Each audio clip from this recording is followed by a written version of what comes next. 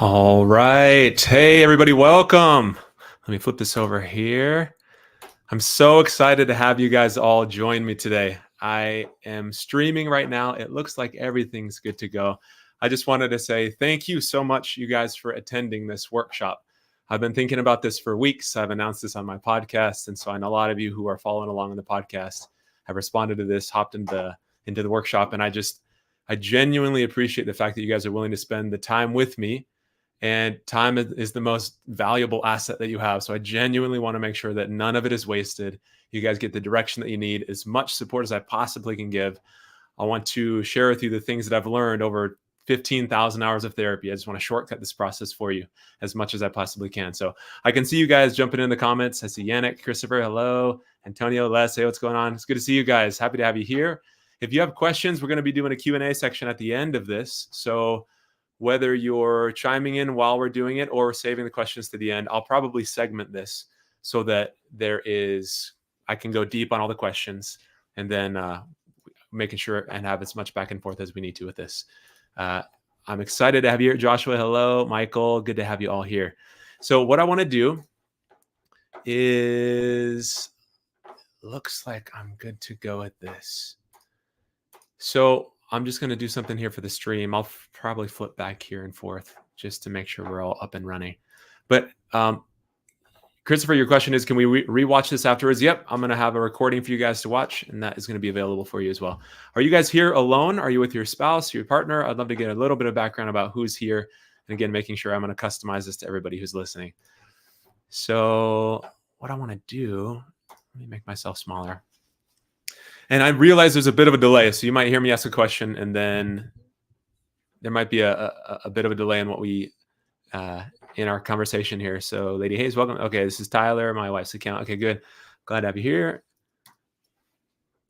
Wife is on her way home from work. Okay, cool. Matt, you're alone. Great. Michael, alone. Okay, cool. So what I want to do is Joshua saying she might watch it alone. Okay, so there's a lot of good things that I want to share with you guys, whether you're watching it alone or in your relationship.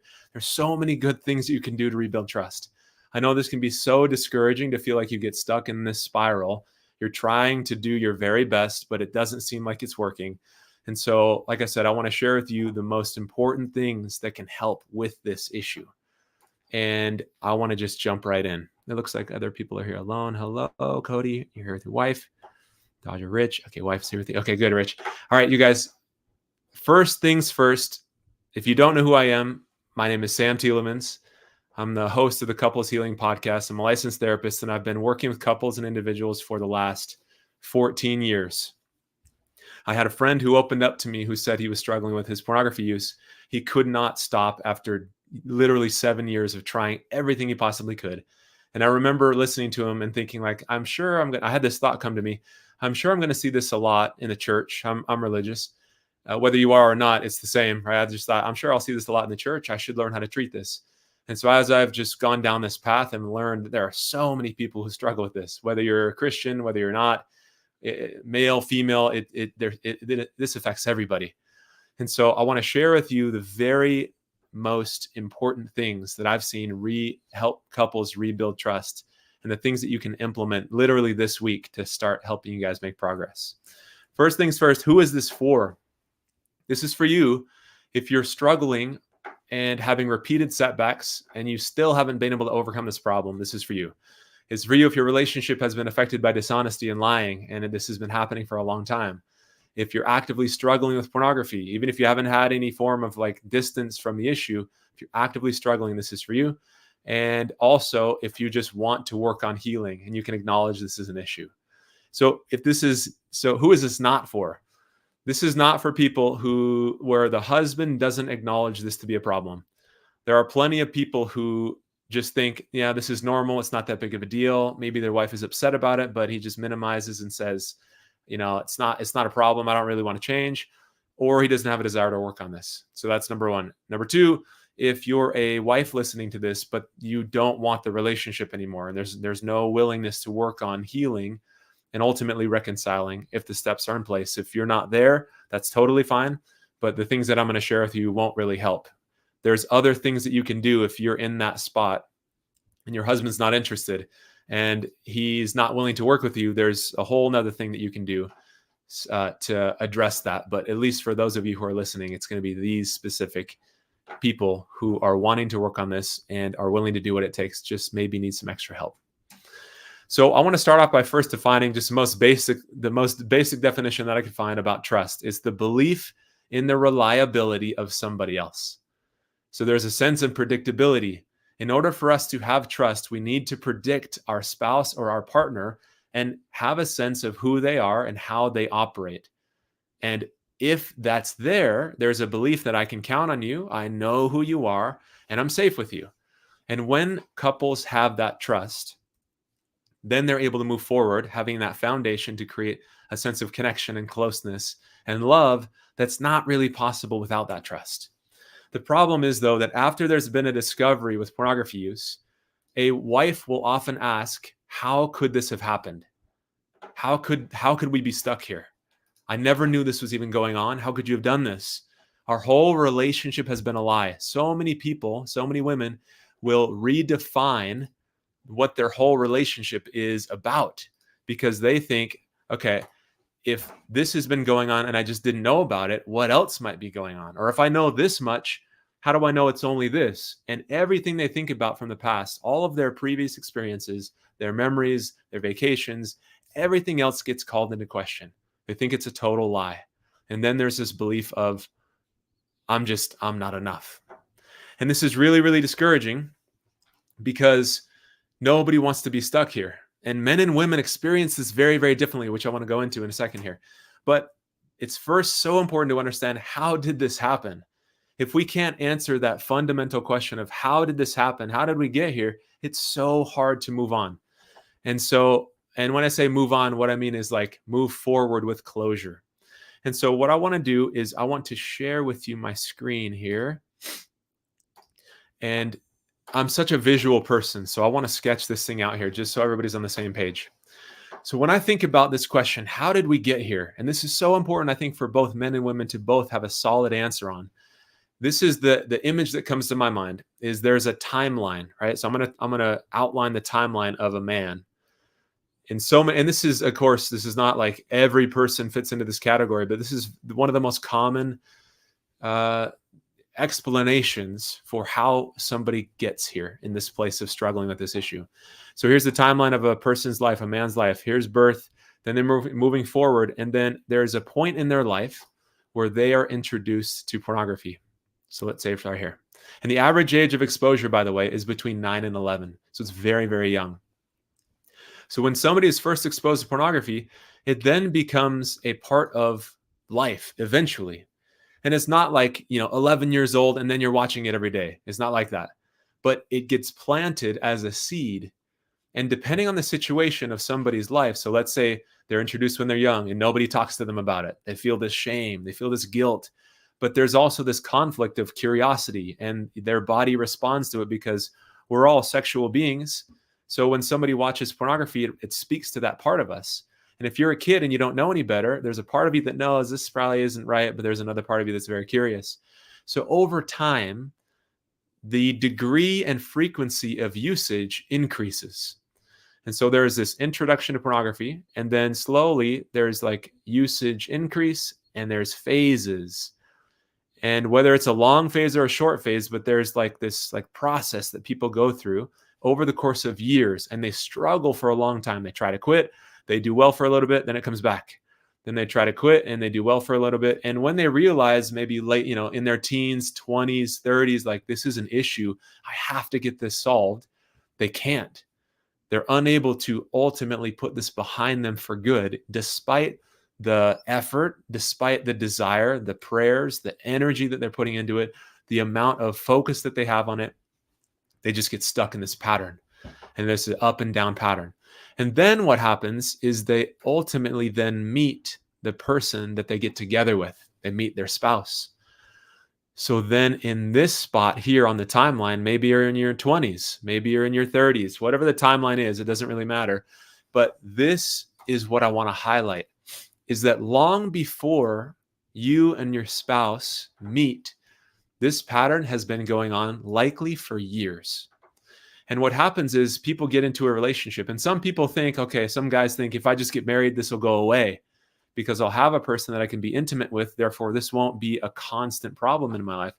But what happens is it's really critical to understand that somebody struggling with pornography isn't because they have a high libido. Somebody struggling with sexual behavior like this, it's because it's an escape for them typically. It's a coping mechanism. So even though they might have a partner who's willing to be intimate, it doesn't solve the fact that they're trying to distract themselves from some underlying pain, whether it's loneliness or inadequacy or stress or whatever it is. It's a coping mechanism. It's not a lack of sexual intimacy. But many people don't understand that, especially women in the beginning. They think, well, if my partner is choosing this, that must mean I'm not enough. When in reality, there's been a history of him doing this pattern and he's gotten himself stuck. And what happens is they get married and then maybe they do well for a little bit, but then eventually this old pattern resurfaces in their relationship. And the relationship with their spouse, let me just fill this in here, goes on to present day. So present day here. So the relationship's there. So like that's him, this is her, and now you guys are together. But the problem is this issue doesn't resolve itself because you're now in a relationship. And eventually what happens is it surfaces and a spouse and by the way, just as this is shorthand, whether you're married or not, it's the same thing. I'm just using husband and wife for shorthand, but it's boyfriend, girlfriend. Either way is the same, but just for shorthand. So when a spouse then discovers what is going on, there's something that I didn't know about. I find a search history. I find a laptop is left open. I see the phone and there's this stuff that's on there and they're shocked and they're devastated because they didn't know that this was a part of his life. And in some cases, she does. But usually when men and women talk about this before they get married, it's minimized because of fear. It's if my fiance or a girlfriend knows that I'm struggling with this, she's not going to want to be with me. So they minimize it. Hey, I used to struggle with it, but now I don't. It was a problem, but now it's not. Because again, there's a sense of fear that if she really knew everything, she wouldn't want to stay. So what happens is eventually it's discovered and then it surfaces and then there's this big blow up or just this like shattering moment. And then a husband will then recommit and say, I truly don't want this a part of our relationship. He puts it underground and does what he can to eliminate this. And sometimes he has some success, whether it's for a few weeks, a few months, and then eventually it resurfaces. And then maybe she doesn't know about it, but this pattern is still happening. But then she discovers, oh, it's still happening. And I just found out about it. And there's lots of these moments in between. Sometimes it's a few. Sometimes this happens for decades, literally decades. And this is where couples get stuck. They just feel like they keep hitting the same wall. They don't know why it's happening. And they're desperate to stop. And this is why, so let me flip back here. Is this resonating with you guys, by the way? Just this timeline? It's such an important piece here. Because many women will think, this has been happening in our whole relationship. That must mean, right? We all have to make sense of things. He's been doing this since day one. That must mean he's never been happy with me. That must mean he never actually loved me. That must mean fill in the blank with some really discouraging, depressing thought or interpretation of the event. But the reality is that men often struggle with this issue for many, many years before they ever even meet their spouse, which is such important evidence that it really has nothing to do with her in a good way. Now, saying this doesn't, of course, remove the pain, but it can hopefully start to help you have a different perspective of this, which lightens the burden a little bit so that you can then start to make progress and steps towards getting this behavior out of your relationship. Now, sometimes this behavior, occasionally it happens where there's no pornography use before they get together. But then after a relationship begins, then it begins. And so that happens too. And usually, again, it starts from the same, like they have maybe old coping mechanisms. So it might not be pornography that has done this. It might just be patterns of avoidance and suppression and numbing out, or alcohol or drugs or weed, or just avoiding and not talking about it. Usually people have these patterns, and then later on in life when they're introduced to pornography or when they're exposed to it, it takes hold and then it goes into the same pattern that's already existed. So then it just builds and builds and builds. So that happens too. But usually it's long before a partner and a husband ever even meets again. So, okay, it looks like this resonates with a lot of you guys. So this is why this matters. Imagine this graph here. This is pornography usage. It escalates or it just goes on for a period of time. But what happens is it gets to the point where it grows beyond a man's ability to cope and to suppress it, right? This is his capacity. He's able to control it to a degree. But then it gets to the point where the problem grows beyond his capacity. Everything above this line, he's now no longer able to manage by himself because his current tool set, right? This is his current tool set, is not adequate anymore. I have this image in my head of these like little kids in like this field full of brush, and they light a match and then it starts to burn and they're like, whoa, this is crazy, it's burning, like this is cool and this is exciting.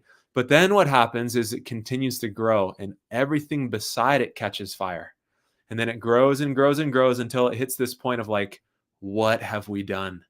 There's nothing that we can do to put this out. They start stomping on the fire, they're throwing dirt on it, but it's gotten to be so big that they cannot control it anymore.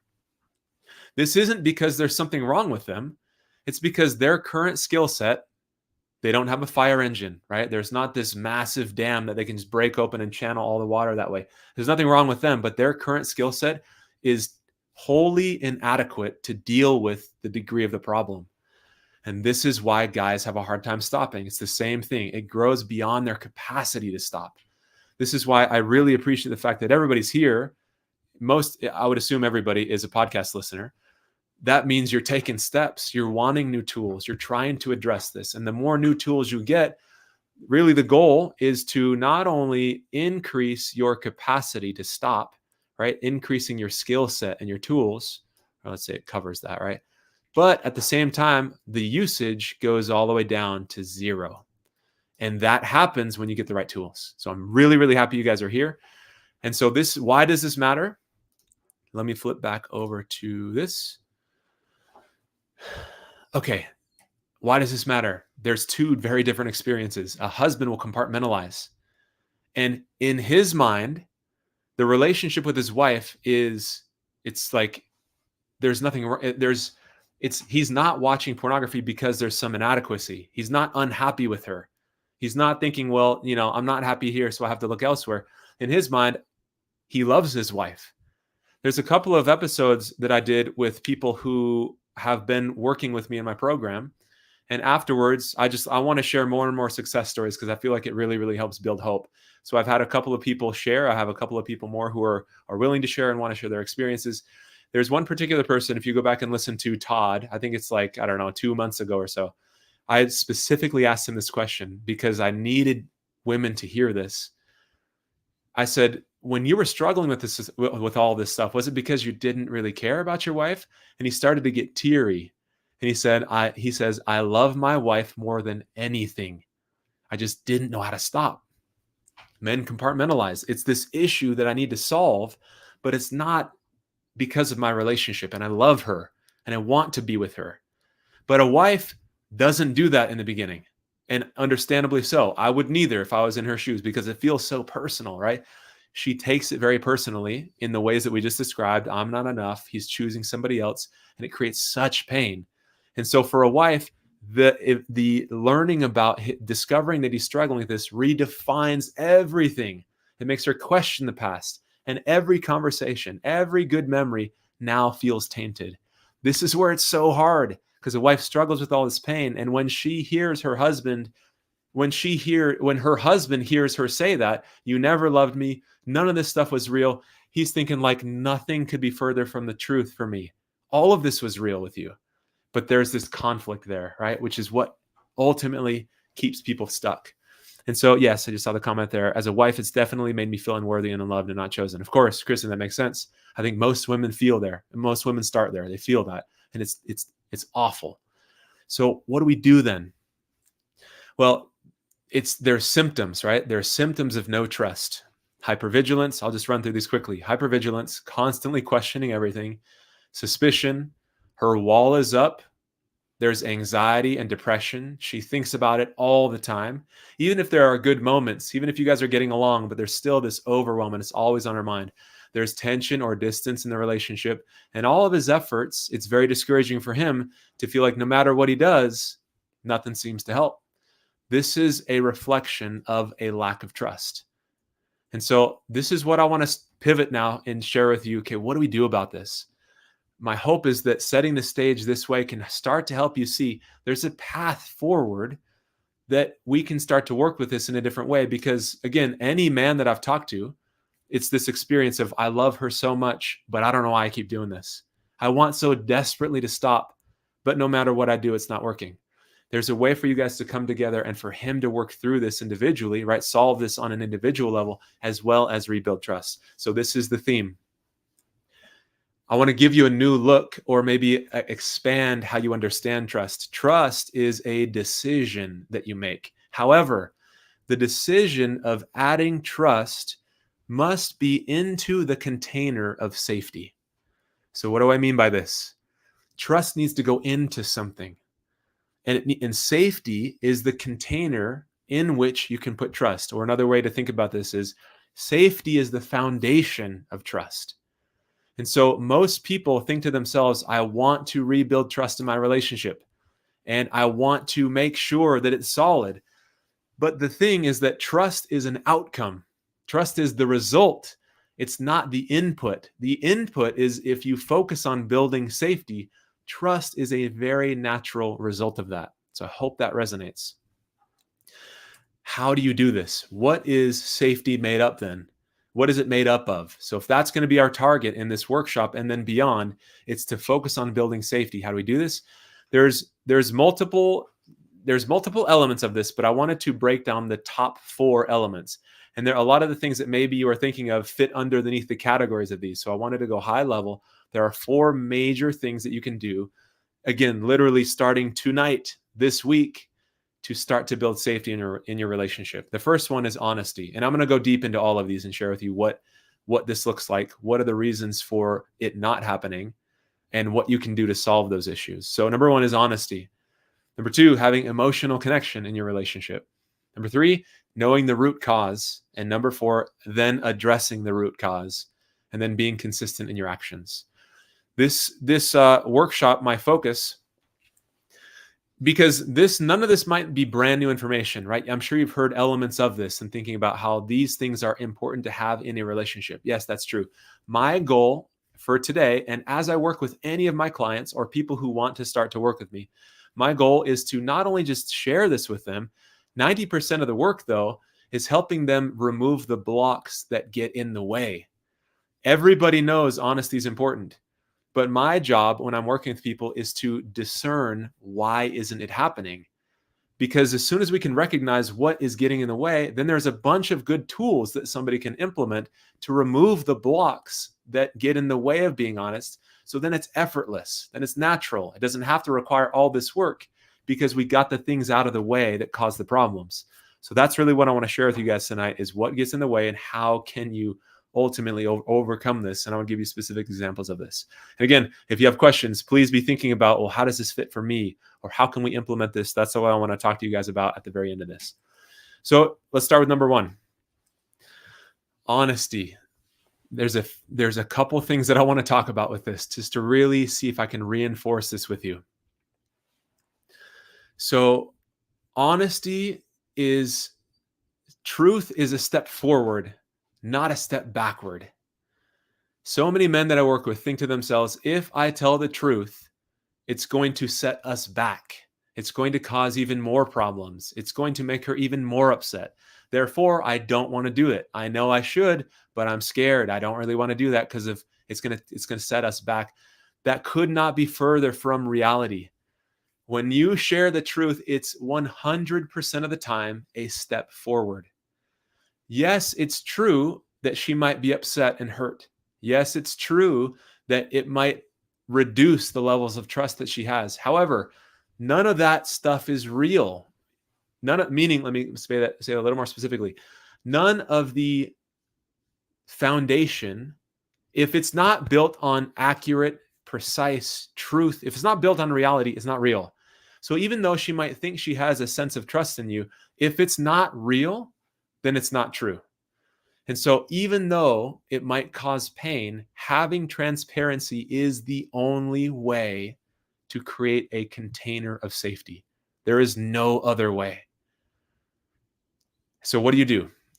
It's in terms of honesty, it's sharing the scope, the extent, and the duration of the behavior. Because most often what happens is that a wife, it's very rare that a husband initiates this conversation and says, honey, I'm really, I need to open up and share with you that I have a challenge that I'm really struggling with. And I know it's going to be so painful for you, but I'm stuck and I'm struggling and this is the problem. It's very rare. It does happen. Most of the time, a wife is the one who discovers it. Or again, maybe they have a conversation before they get together or in their early stages of dating, and a husband discloses, hey, I've struggled with this, but usually it's minimized. So what happens is a wife will discover this, and then everything blows up because she didn't know. There's been deception. And then what happens is a husband will often only admit to what she's discovered. So she says, hey, I see this stuff on your browser history. It goes back 3 months. How could you be doing this for 3 months? What else don't I know? And he might say, this is it. I promise there's nothing else. It's only been 3 months. And then she'll have a hard time believing that. And then something else will come out. And then it's like, oh, this other thing's been happening for 6 months. And he's like, you're right. I lied the first time. I'm so sorry. Truly, this is it. And couples who go through that process, it's called a staggered disclosure, where truth gets dripped out. It's devastating for a relationship.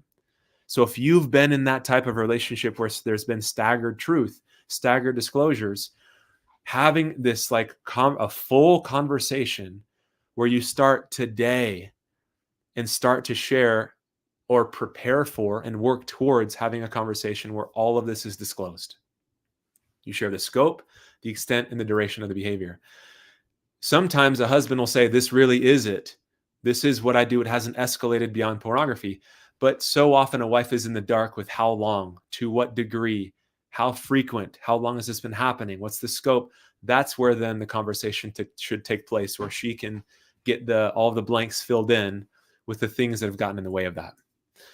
What are the issues, right? So everybody knows that honesty is important. So what are the issues? Mostly it's fear. I'm scared of making it worse. I'm scared that it's going to cause a fight. And ultimately, I'm terrified that she's going to leave. That's the last thing that I want to have happen. So I'm going to contain this and keep this secret, even though I know I shouldn't. I don't want it to do any more damage and ultimately have her leave. That's where so many people get stuck, is they get scared. This is one thing that I want to share with you is, so what do you do with this, right? So if this is the big fear, how can you address it now? So item number one, it's so important to recognize that the thing that makes it worse isn't the truth, it's dishonesty. I can't tell you how many women I've worked with who tell me, I can work with the truth. If my husband is struggling, if there's stuff in his past that I don't know about, I want to know because I can work with the truth. I cannot work with dishonesty. It's so overwhelming to not know what's going on. I can't tolerate that. If there ever was anything that's going to cost our relationship, it's the dishonesty. It's not the behavior.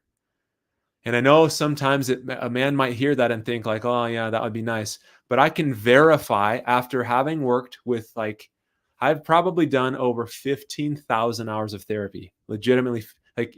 This is all I do, right? This issue is the only thing I focus on when I work with people. And so I have had countless conversations where I'm trying to persuade a husband, like, listen, it's so important to tell the truth. And then eventually he does. And I was thinking about it the other day. I don't know if there's actually been a single incident where a wife then learns, oh, you did this, or, oh, it's been happening for that long. And this is all the stuff that's gone along with it.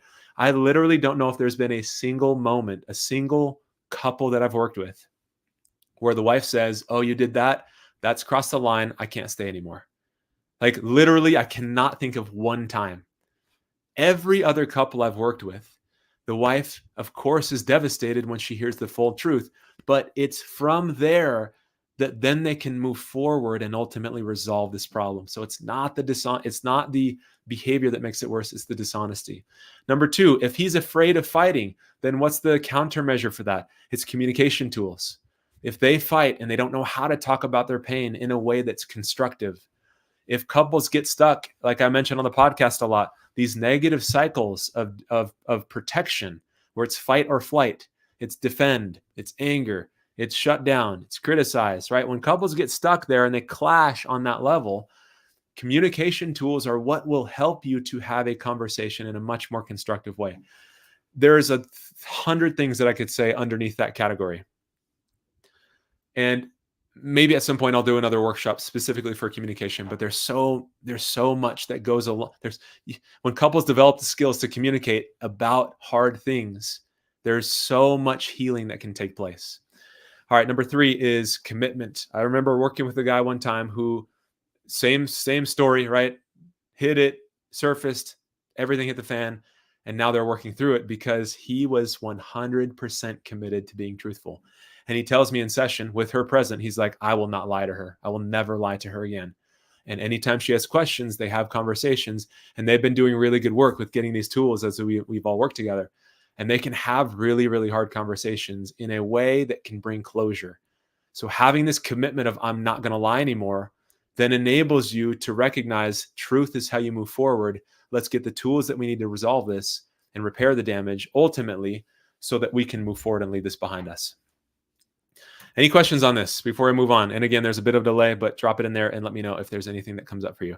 A couple of people are saying, so Robert, you're saying commitment to full honesty by doing a polygraph test was the only way I built the foundation for my wife and I. Yeah, I've seen polygraph. I've seen it go both ways. So for you to have the courage to do that is great. Other people, I've seen them do a polygraph and a wife can still question. And a part of the reason why is what I'm going to share with you guys later on in the workshop. So I think, yeah, that commitment is so important. Grant, my wife told me that if I denied what she discovered instead of telling me the truth, she probably would have left. Truth is essential for us to work through this. So that's exactly right. It's the denial that causes the most pain. So thank you, Grant, for sharing. Jeremiah, honesty has been the most difficult. Yes, I agree. It's really, really tough. Linda, lying, looks like he's protecting pornography. Yep. And when there's this part of you that can sense there's something missing, something not right, again, our gut will tell us something's wrong, then it's hard to move forward. There's other elements that I want to go into, which is if a husband says, I've told the truth, but a wife still feels like I still feel like something's off. What do you do then? I'm gonna cover that today as we move forward. Okay, I want to move forward here with the next little element here, emotional connection. Emotional connection is fundamental to creating safety. How do you create emotional connection? So I guess I should have put this on the slide, but the acronym that I like to use is ABC. It's acceptance, belonging, and connection are a part of how you build this. And so when couples have this sense of, you know what, let me use a different acronym here. When couples are able to develop a sense of attunement and presence and being on the same wavelength, I'm going to share with you a couple of different words just to try to drive this point home. Like when you're, okay, let me say it like this. When you're having a conversation with somebody and they're kind of like, you can tell they're not listening. They're kind of looking past you, seeing what's going on behind you. Let's say you're not at an event, you're talking with a friend, and you can tell that their mind's wandering, right? Their eyes are kind of wandering. They might pick up their phone. They're but you can tell they're not with you. That's a loss of attunement, right? You're not in tune with one another. So when you're going to create connection, having attunement, accessibility, and responsiveness, those are the building blocks for that. When you can respond to somebody on an emotional level and engage with them, that's how you build that. So when working through this issue, it's having healing conversations. It's being able to talk through triggers and really, really hard moments. It's being able to talk through pain. When couples can have these conversations successfully, and a husband can display remorse and validate her pain and express a level of understanding that he gets why she's struggling, this is how you create this connection. I want to share with you some specific examples of what this looks like. Before we do, what gets in the way of this? It's defensiveness, it's avoidance, fear of fighting, shame, and a husband might just not know what to say. What's the solution? So I'm just going to break each of these things up here. If a husband gets defensive or avoids, it's usually because of shame. And when I say shame, what I mean is that there's this negative belief that he has about himself. I'm a failure. I'm not good enough. There's something wrong with me. I'm unworthy. So whenever a couple, I remember I shared with you a specific example. I worked with a guy one time who said that whenever he saw his wife's anger, he interpreted that to mean my wife hates me and I'm unworthy. And so naturally, he didn't want to have conversations with her because they would get stuck in these cycles. They hadn't learned the tools yet. And they would loop in these cycles of fight or flight, anger, defensiveness, yelling, avoidance. And he would receive that as, I'm not enough and my wife hates me. So he stayed away from those conversations. So if there's defensiveness and avoidance, it's typically because of shame. So what's the solution? Doing shame work. And so what does that mean exactly? Changing your belief about yourself. It's starting to process how you make sense of situations. The example that I'd like to give is I worked with a client one time who shared with me this perfect analogy, this is what I want to use. He said that in the past, let me say it this way. He imagined his life with his family and his wife as this pond. And it's this beautiful little garden, and there's a pond in the middle, and the family comes to water at the pond, right? His wife, his kids, him, like everybody gathers there at the pond. But then what he said was this issue caused so much damage. It was this toxin that came into the pond. And in the beginning of our work together, he used to see himself as the toxin. He used to think of himself as being unworthy. And he used to think about the fact that I've done all this stuff. It must be me that's the problem, which is why he felt so awful about himself. That's shame. It's the belief of I'm this bad person. So after we did our work together, he said, what I've learned is that it wasn't me all along. It was him, yes, that made the decisions. It was him that made the decisions and watched pornography, yes, but he did not see himself as the toxin anymore. He saw the pornography as the toxin. And the difference between the two is life-changing, and it was for him. Because instead of seeing himself as this horrible person, he saw the behavior and the decisions he was making as this horrible thing that poisoned the pond. So this is how you start to do the shame work, is you separate yourself from your actions, because you aren't your actions. You're not your behavior. Your actions and your decisions are a result of your experiences and the tools that you have. So those things influence how we act. It's not a reflection of I'm this bad person. I did this thing. It's, yes, I made a bad decision, but it's not who I am. That's a big part of how you start to unravel shame. Number 2, when I work with people and I have them share in session and I say, okay, I want to facilitate this conversation between you two, right? Facilitate these healing conversations where there's remorse and validation and understanding. The shame and the fear and the defensiveness get in the way of that. And so usually what happens is a wife will share her pain and say, I just feel devastated by all this. I'm so scared. I feel like our relationship has been a lie, and it just hurts so bad to know that there's something that's come between us. In conversations, a husband will usually go into shame and think about himself, not in like a selfish kind of a way, but he's so overwhelmed by his own pain that it makes it difficult to look at her. He thinks all of what we talked about, bad person, unworthy, look what I've done, what kind of monster am I? And he sinks. So in those moments, I want to support him and acknowledge this is really, really tough. You're right. It's a struggle, and I feel for you. And so, right, yes, you can acknowledge there's this issue that's caused a lot of pain. And the fact that you're actually looking at yourself, I admire, because some men don't, and they don't care. And how their wife feels doesn't matter to them. But that's not true for you. So you're looking at yourself and it's painful. And the question that I like to ask is, how do you feel towards her? This gets him out of his own shame for just a moment, so he can look at her and say, well, I see her suffering. I hurt with her. I feel compassion for her. I feel this sadness knowing she's struggling because I care about her. And then I say, can you tell her that? Because what she's used to hearing is how bad of a person you are. and how, the defensiveness comes out, and he says, here we go again. I thought we already talked about this. Why are you still bringing this up? This happened 3 years ago. We've had this conversation 1,000 times, and here we go again.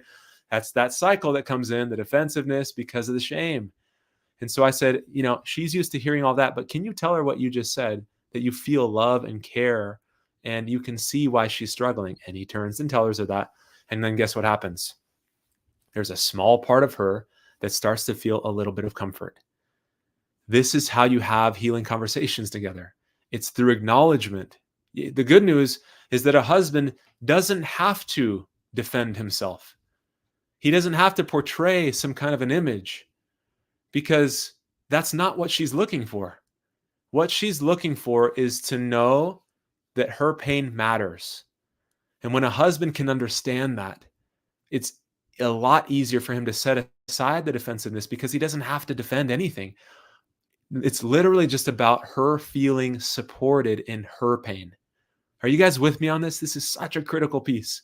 That's why I want to make sure this gets drilled in. This is so essential. It's not about having to look a certain way or have this kind of an image or correct the record in the story. She just wants to know that you get it and that how she feels matters. So you communicating that to her is how you can have this connection with her. So what do you do if you don't know what to say? So, okay, if anybody's ever seen this movie Inside Out, I have this my kids were watching this a couple of days ago, and I just happened to be in the room. When I saw this, I thought, this is so brilliant, and it overlaps so much with what we're talking about right now. I want to share with you this 2-minute clip and show you what this looks like and how can you do this? Because I don't know, I'm such a visual learner, and I think a lot of people are. For you to actually see what this looks like in action, then I want to customize this then to what this conversation can look like for you guys. All right, let me add this and let you watch it. Oh, shoot, I didn't give you any background. Okay, sorry. Okay, so the movie Inside Out is about this story of a little girl who grows up, and it's about her emotional experience of these events that she goes through. This scene right here is of like her memories, right? It's like her memories and feelings are talking to each other. This scene is of one of her favorite toys, that then she goes to like middle school or wherever she's at, and she starts to feel like she doesn't fit in. She's reevaluating her whole life, and all these old, childlike things that she was doing, she no longer wants anything to do with anymore. So it's just like she wants to pull away from that. And so this scene here is these memories going back and forth and like fighting over like, no, we got to help her. We got to just have her plugged back into these teddy bears and do all this stuff. So this is what's happening right here when the little girl ultimately says, I don't want to. This is the impact of that internally. Oh, the stuffed animal Hall of Fame! My rocket! Wait, Riley and I were still using that rocket. It still has some song power left. Who's your friend who likes to play?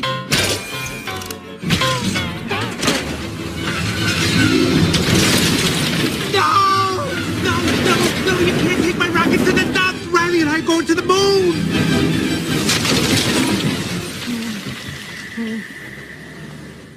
Riley can't be done with me. All right, just pause that right there. So just again for the story, all this old stuff. Riley's the girl's name. She doesn't want anything to do with all these old toys. So the elephant, this is the inner part.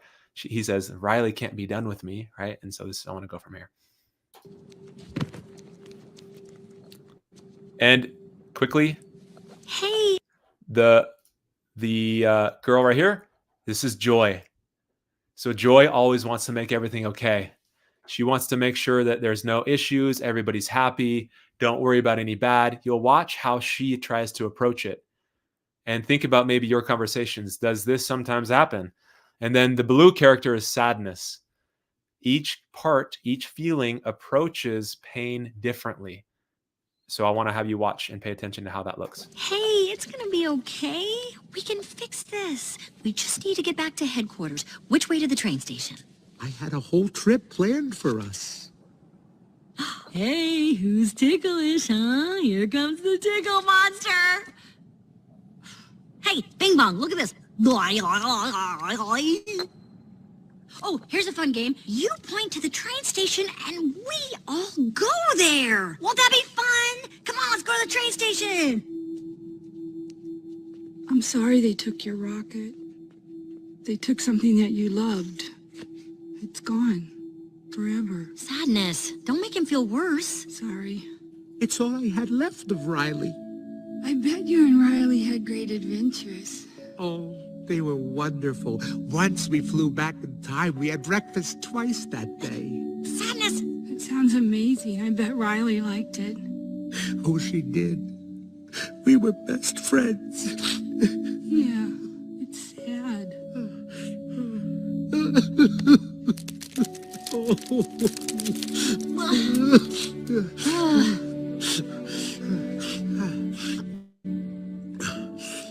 I'm okay now. Come on. The train station is this way.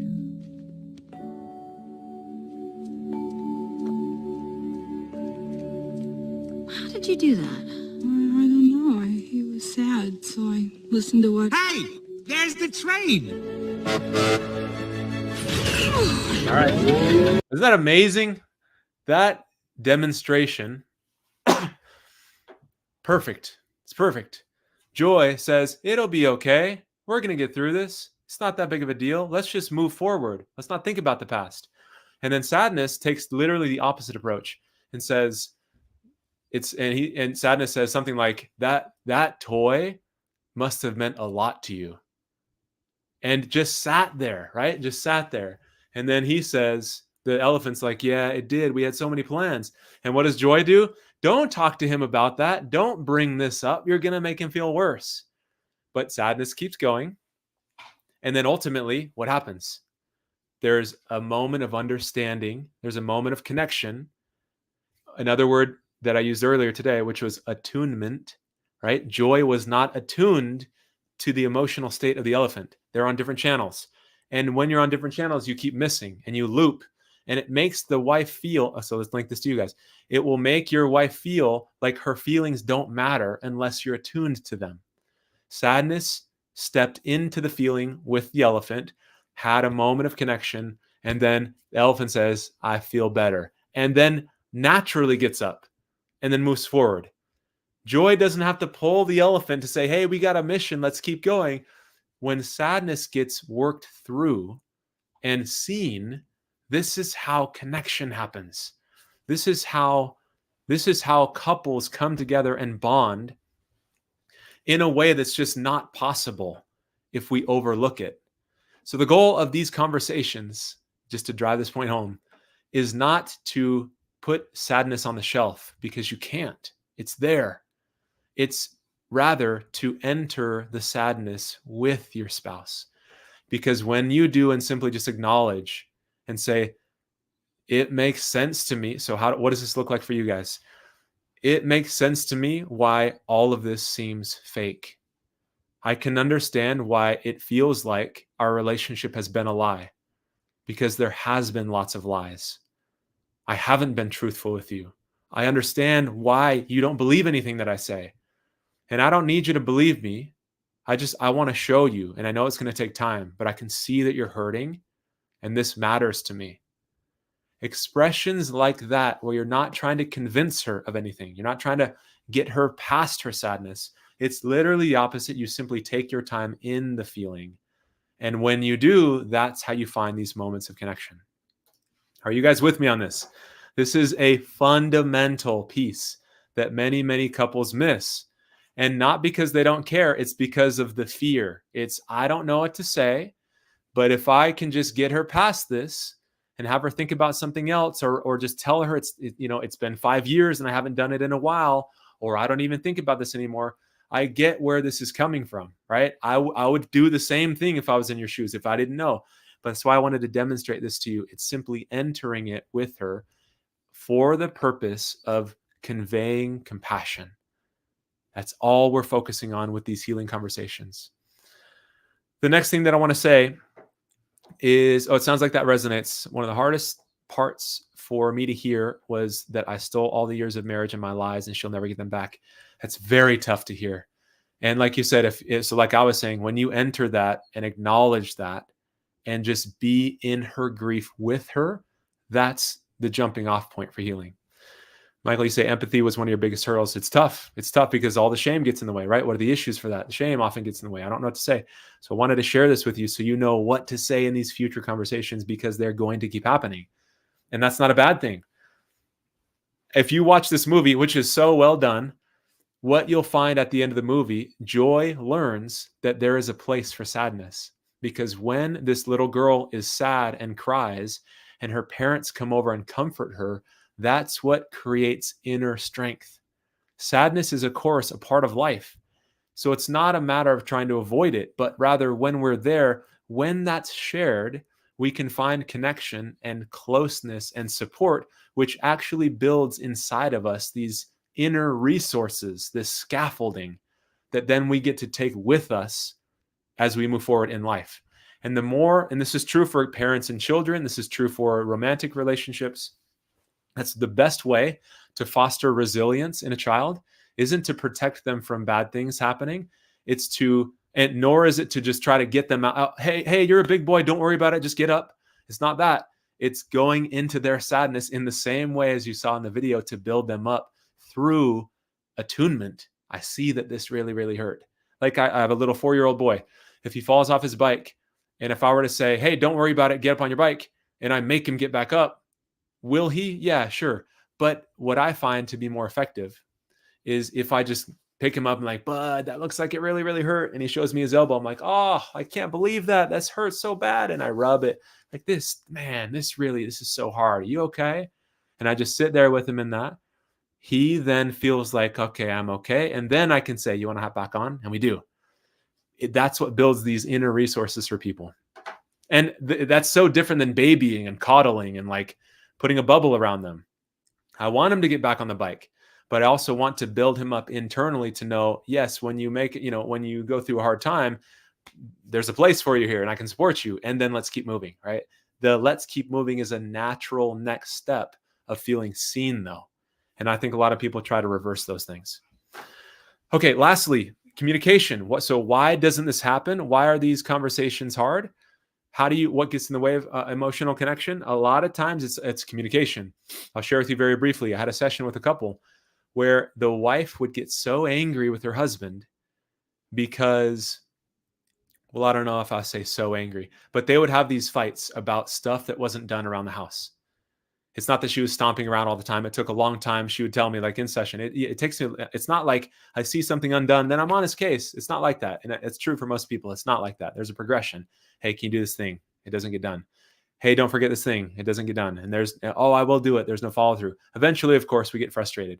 There was a conversation that they had where there was something undone at the house and she looks over and it's undone. And then she says, hey, what happened here? I thought you were going to do this thing.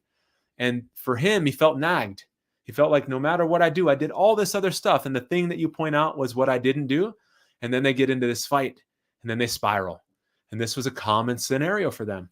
What I learned as we spent time in our session was, this is true for most couples, they get stuck without clear communication about why it means so much.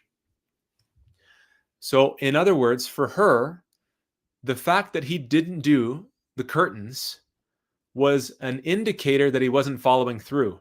And for her, that was a massive issue because that scared her to think, what if he's not following through with his individual process? What if this is just a symptom of the lack of effort he's putting into this like healing process that he's doing? And that brought up all this fear that he was just going to slide right back into the old patterns. So it wasn't even about the curtain. It had nothing to do with the curtain. It was just a manifestation. Her intensity was a manifestation of all the fear of what it meant when it wasn't getting done. And so when we spent a little time, I had her share that even more clearly. I said, can you share with him the impact that has? Yes, you guys are talking about the chores, but really it's about this fear that this old pattern and habit will come between you again. And when you see the chores not being done, it sends you that message. That's why you get scared. And when he heard that, it totally changed his perspective.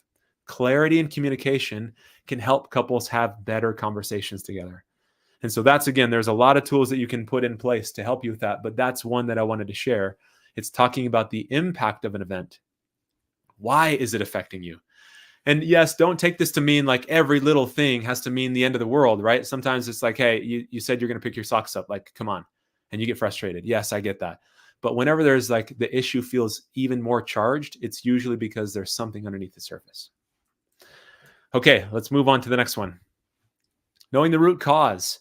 When I think about and when I work with people, I've got a 12-week process that guides them through from start to finish, understanding what the root cause is, identifying what tools they need to resolve it, and then helping them implement it. So ultimately, again, like I used that graph earlier, there's this graph of usage. They don't have the tools. It goes beyond their ability. We want to give them tools and then curb the pattern and completely scramble it so they don't go back to it. This is how you do this.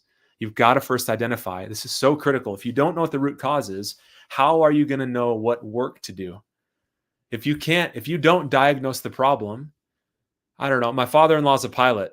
So let's say the jet that he's in starts to tailspin. And he's in the cockpit looking around at the 50, I don't know how many dials there are. Like I see pictures of what's in a cockpit. There looks like hundreds of buttons. If he's sitting there looking like, okay, we're in a total tailspin, but I don't know which of these buttons I need to push so that we get out of this tailspin, because I don't actually know what's wrong. All these buttons do something. So he can start mashing them all, but the chances of him just, needling through and getting all these buttons and getting the right sequence, it needs to be this, and then this turns off the engine so we can do this, so that then we can do this. If you have no idea what's going on, it's so difficult to get the sequence right just because you don't know what you're trying to solve. So when I'm working with somebody, this is the framework that I have. It's not some mysterious thing, right? It doesn't happen. A lot of guys in the beginning, or even later on in their whole process, they're just like, I'm struggling. I don't know why. I'm getting some good tools. I'm making some progress, but I don't really clearly and with total precision understand what the root of this is. So they can make progress. But again, without knowing that, let me link this to the trust part of this. If a husband doesn't understand why he's doing what he's doing and what's causing it, it's really tough to solve it. If a wife doesn't know why he's doing it, it's really hard for her to have trust in him, because the fear is that the other shoe is just going to drop. If he doesn't know how he got here, how is he going to stop it? And so if he's not going to stop it, I have to keep my wall up, and then I have to protect myself. There's no safety. Therefore, I cannot give him my trust. So the framework is beliefs, feelings, and habits. These are the three levels on which the root cause can exist. Sometimes it's one of them. Sometimes it's all of them. The belief level. So on the bottom here is examples. Beliefs. It could be this belief of I'm a failure, right? Shame is what we talked about earlier. So if a man has this belief of I'm unworthy or I'm a failure, there's something wrong with me, his identity, I think somebody said this earlier, it's really, really tough over a lifetime. When you have this negative self-image, it's really tough to shift that. That's true. But if you know what to do and how to do it, it doesn't have to be. You can really work through this and change your identity. And it's not like it's some light switch, but as soon as you know, oh, this is the process. Do this, this, and this. Challenge situations by doing this. Remembering that this is a part of this. When you have the right sequence, you can flip your identity in a way that you're not trying to do affirmations and like, I'm a good person. I'm a good person. But inside, you're like, I don't believe any of this stuff. I can look in the mirror and tell myself that I'm great, but like, none of it fits. None of it resonates. So the belief level is where this exists, because if somebody feels like a failure, it's overwhelming. It's so painful. And when somebody's in pain, that's why they turn to pornography or some other behavior to distract themselves.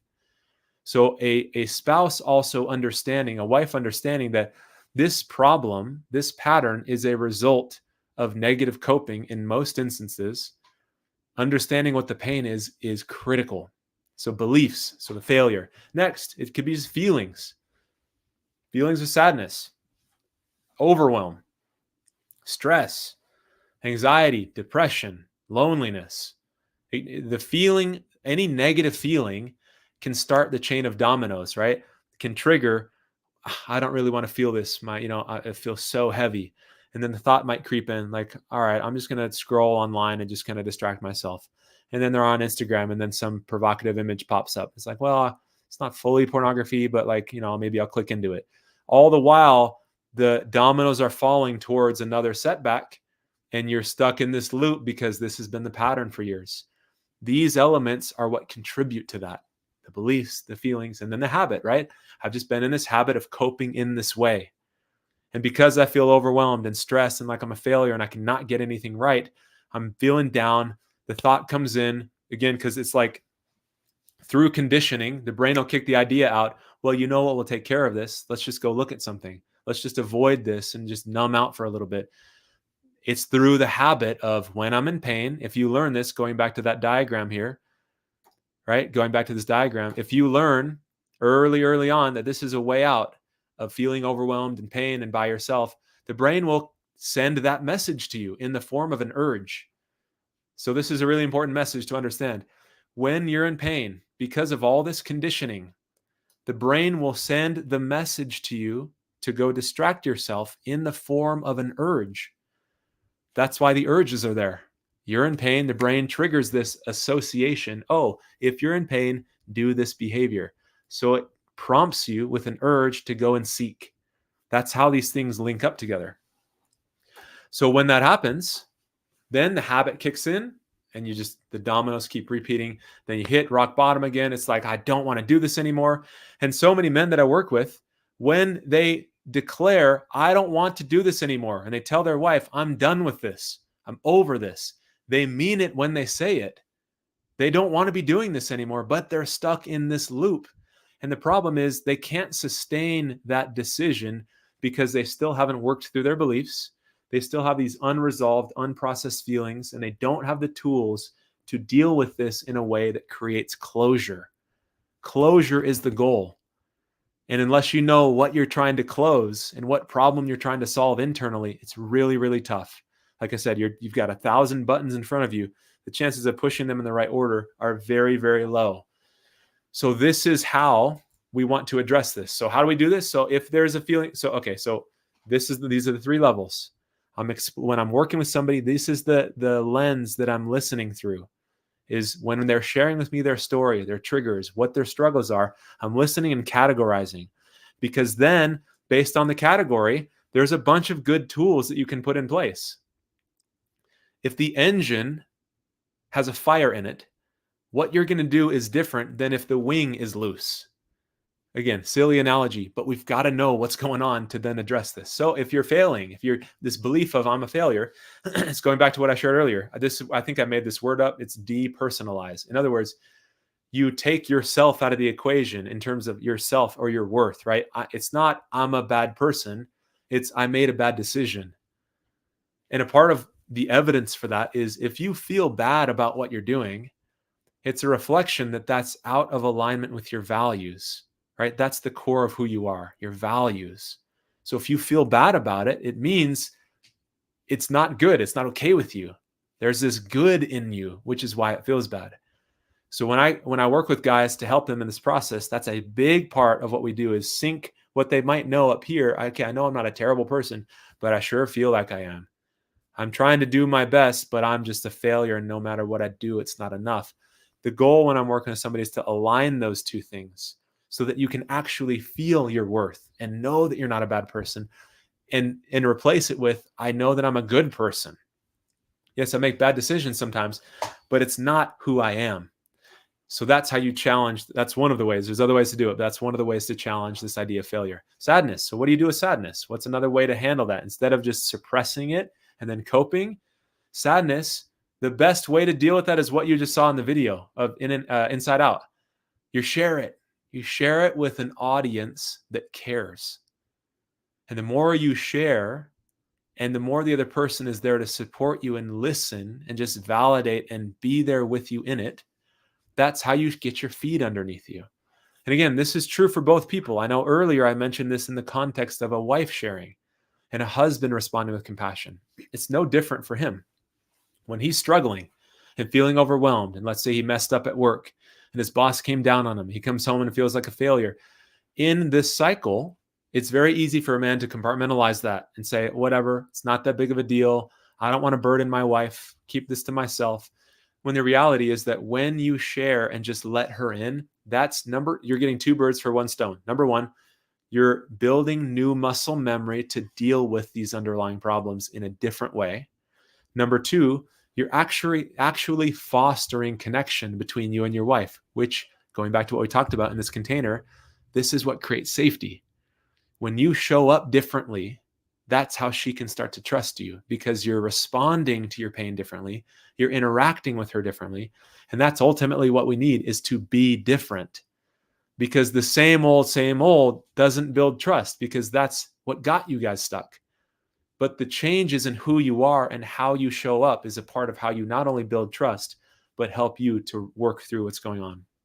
And then lastly, if it's a trigger, right, it might just be an environmental trigger, and it could be being alone. So the antidote for that, one of them, again, there's a bunch of different tools you can implement, but one of them is intention. If you're in your house alone, and that's when the moment just comes up, it's like, oh yeah, by association, when I'm alone, the brain pairs that together with going to search for something. It's then, oh, I know that that's a circumstantial trigger.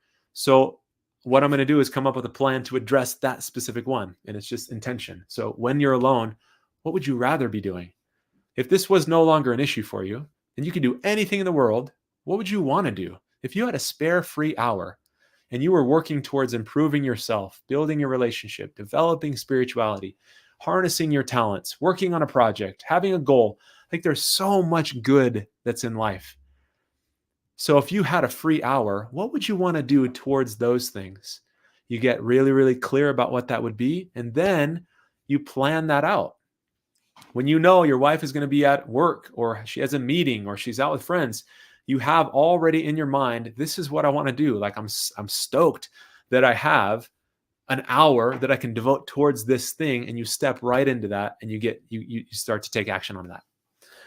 Joshua, I saw your question here. Is it possible to have possible of these root causes can be true, that all of them can be true? Yes, that's 100% possible. That's typically the case. It's usually something on one of these levels, or more than one thing on each level, that then we just systematically go through, right? So that's my process when I work with people. It's this framework, going through all the tools that can help them, so that by the time we finish working together, they're in a totally different place, not because they've committed to be different, but because they just operate differently now. Commitment is great to engage somebody in the work, but the work is to deal with things on these levels.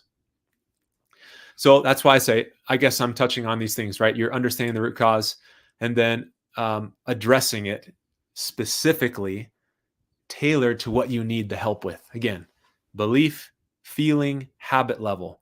So consistency and follow through is how you can cultivate this safety. Like I said earlier, when you show up differently, that is going to help her, or if you're a wife listening to this, that's going to help you recognize, this feels different. He used to do that, but now he's doing this.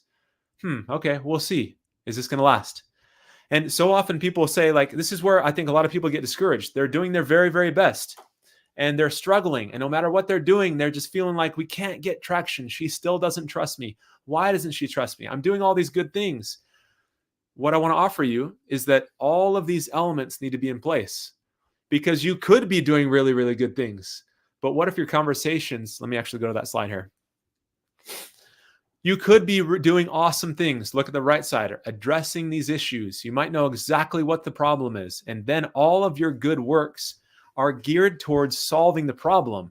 It's not just these random activities, right? Oh, well, I've heard I should work out. I've heard I should meditate.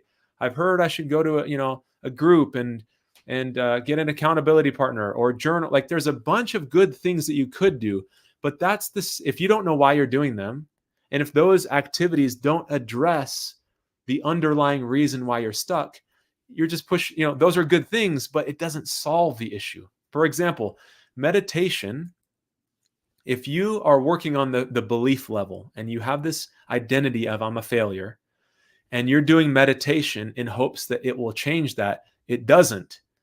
Meditation doesn't give you a new identity. Doing shame work does. Or if you feel this sense of sadness, or whatever it is, like if you're feeling a sense of sadness and you journal all the reasons why you feel bad, but then you don't know how to resolve the sadness or what you need to do about it. Again, whatever the good tool is, it's important to have healthy habits, of course. But when somebody is trying to resolve the root cause, those new actions have got to be tailored to the underlying reason why you're struggling. Let me know if that makes sense. This is such a critical piece because you might be thinking, okay, I've nailed it. I know exactly the root cause. And I know that these 5 activities help change and resolve this problem, and you're doing it. And then you're being honest. But there's breakdowns in your communication between you and your wife. So this big chunk of your container is broken. You're going to have interactions with each other, but it's not going to convert to any type of trust because it all leaks through because the breakdowns in your communication together. Let's say you're having good conversations and you can recognize and acknowledge her pain and validate, but there's still things that are surfacing and there's still dishonesty happening. It just torpedoes this container so that there's nothing she can put her trust into. And same thing, if neither of you really know what the root cause is, even though you're trying, again, it's really, really hard for her to feel settled thinking, okay, the other shoe is going to drop. We've been here, 24 times before. What's different this time? Having conversations where you can identify and tell her what's different and what you're working on and why that's going to solve it. That's how you fill in that gap. So where do you guys start? Start at whichever one of these would give you the most leverage. How do you determine that? Which one's the biggest problem right now? If dishonesty is the biggest problem in your relationship, then I would encourage you to have open, transparent conversations where she can ask questions, have clarity about the scope, the duration, and extent of this behavior, and the degree to which it's progressed or not, but what is she dealing with? When you work towards having that full disclosure conversation, that'll fill in this honesty gap. And then moving forward, of course, we have to reinforce that. If emotionally you guys are having awful conversations, then my encouragement is to start there. Learn the skills necessary to have healing conversations. Learn how. I shared with you a couple of examples of what to say and what that looks like, but it's building that muscle memory so that when you're sharing, you can respond with compassion. Or if you find yourself just fighting and there's not really sadness being shared, but it's more anger and tension and fighting, it's working together to get beneath that. Because anger is the protection for sadness and hurt. Kind of like the client that I shared earlier. The curtains and the frustration that she felt wasn't a result, like there was so much underneath that wasn't being shared, which was the fear. And when she tuned into that and shared that, the whole conversation changed. So wherever you are, or if you're trying to figure out what the root cause is, that would be your next step, is to really dive in. And some people need some help with that, but that's fine. Like whatever it is, solving that issue. And this is how you're ultimately going to get through this challenge, right? So I want to transition here in a second here. Okay, so what I was going to say is a lot of times when I do these workshops, people will say afterwards, they'll email me, they'll want some help. So I'll just share with you very briefly, and then I'll go into some questions here. If you need some help with this, and you specifically, like if you don't know what the root cause is, if you're a husband or a wife listening, if you're a husband listening to this, or if you're a wife listening to this, thinking about your husband, if he doesn't know what his triggers are, if he hasn't dealt with his triggers, if he hasn't found the root cause yet, if you need help with this, I'd love to support you in any way that I can. And so part of how you can do that, like I said, I have it's a condensed format of 12 weeks where I can walk you through from start to finish to ultimately solve this problem so that you can move forward. And you can do it in multiple ways, right? It's reaching out to get help. And if you do, it's customized, it's speed. And my goal is to help you completely lose the desire for pornography altogether. It's not just getting better at suppressing it and responding to triggers. Rather, we truly want to neutralize the triggers and eliminate this issue. It's like if you're a non-smoker, right? So I don't smoke cigarettes. If somebody were to hand me a pack of cigarettes and say, hey, do you want one? There's no battle that happens in my mind. It's just, oh, I'm good. No interest, no desire. That's my goal when I work with somebody. So whether you're working with me or you're doing this through resources, whether it's podcast or whatever else, like I wanted to share with you, this is the framework. And when you do, you truly lose the desire. So if you wanted some help, you can go to the website there. It's stopporn.info. You can sign up for a free call. I'm happy to chat with you 20 minutes, 30 minutes to see if I can help. If I can't, I'll point you in the right direction. But if I can, I'll share with you ways that I might be able to support you. So if you're interested, you can do that. If not, no problem at all. I want to transition though into the Q&A section here.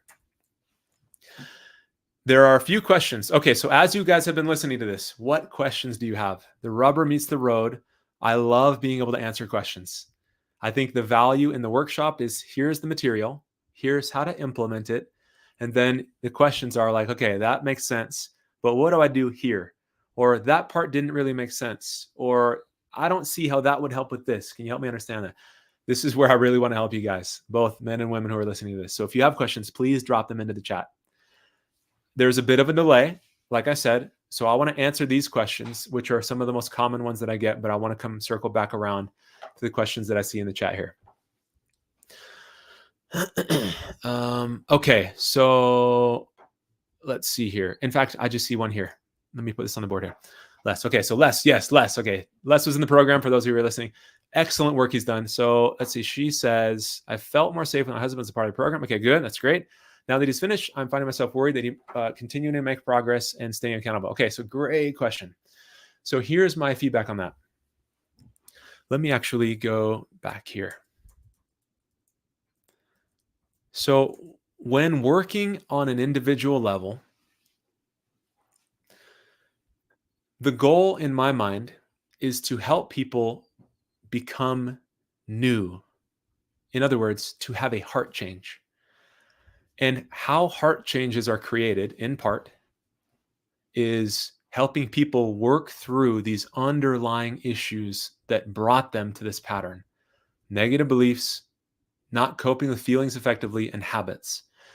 When men address each of these elements, their heart changes to the point where they just don't have a desire anymore. It's like becoming a non-smoker. And so the goal is to help somebody process all of the breakdowns. Going back to this little diagram here. When I could have made a different diagram, but here's the diagram to build trust, right? This container. There's also a container for success permanently with this issue. It involves these three things: changing beliefs, processing feelings in a healthy way, developing new habits. When somebody has those three things in place, then they can move forward being different. So they don't need continual accountability to not mess up because they've built in the tools on the inside and all the good, healthy behaviors, like, again, whether it could be exercise, meditation, conversations with you, spirituality, like all the good things are then geared towards developing greater senses of fulfillment and peace and connection and happiness and being motivated and excited about life. When somebody resolves the inner issues and then pairs that with the healthy living behaviors, or just like living life in a different way, you're in a totally different place. So I hope that helps. Any feedback on that? I just want to make sure that I touch on this question, because yeah, that's my goal. When people come through the program, they make these changes, they lose the desire so they can just keep living life, but again, building their relationship in ways that maybe they hadn't before, putting things in place to help them reach their goals, coupling those two things together as a recipe for success. So I hope that helps. Let me know if there's any follow-ups on that. So let me go back to these three questions here, and then I see a couple other ones coming in. How do I know, if this is from a wife perspective, how do I know that I've gotten all the truth? How do I know that? Because anything that I found, anything that he's admitted to is what I found. Or going back to, I think you had asked that question, Les's wife. I think you put your name in here. Shoot, let me scroll up here. Kristen. Oh, no, that's not Kristen. Kristen is somebody else. I don't know if you added your name. But to Les's wife, if you didn't get the details, right? If you're like, how do I know I got the truth?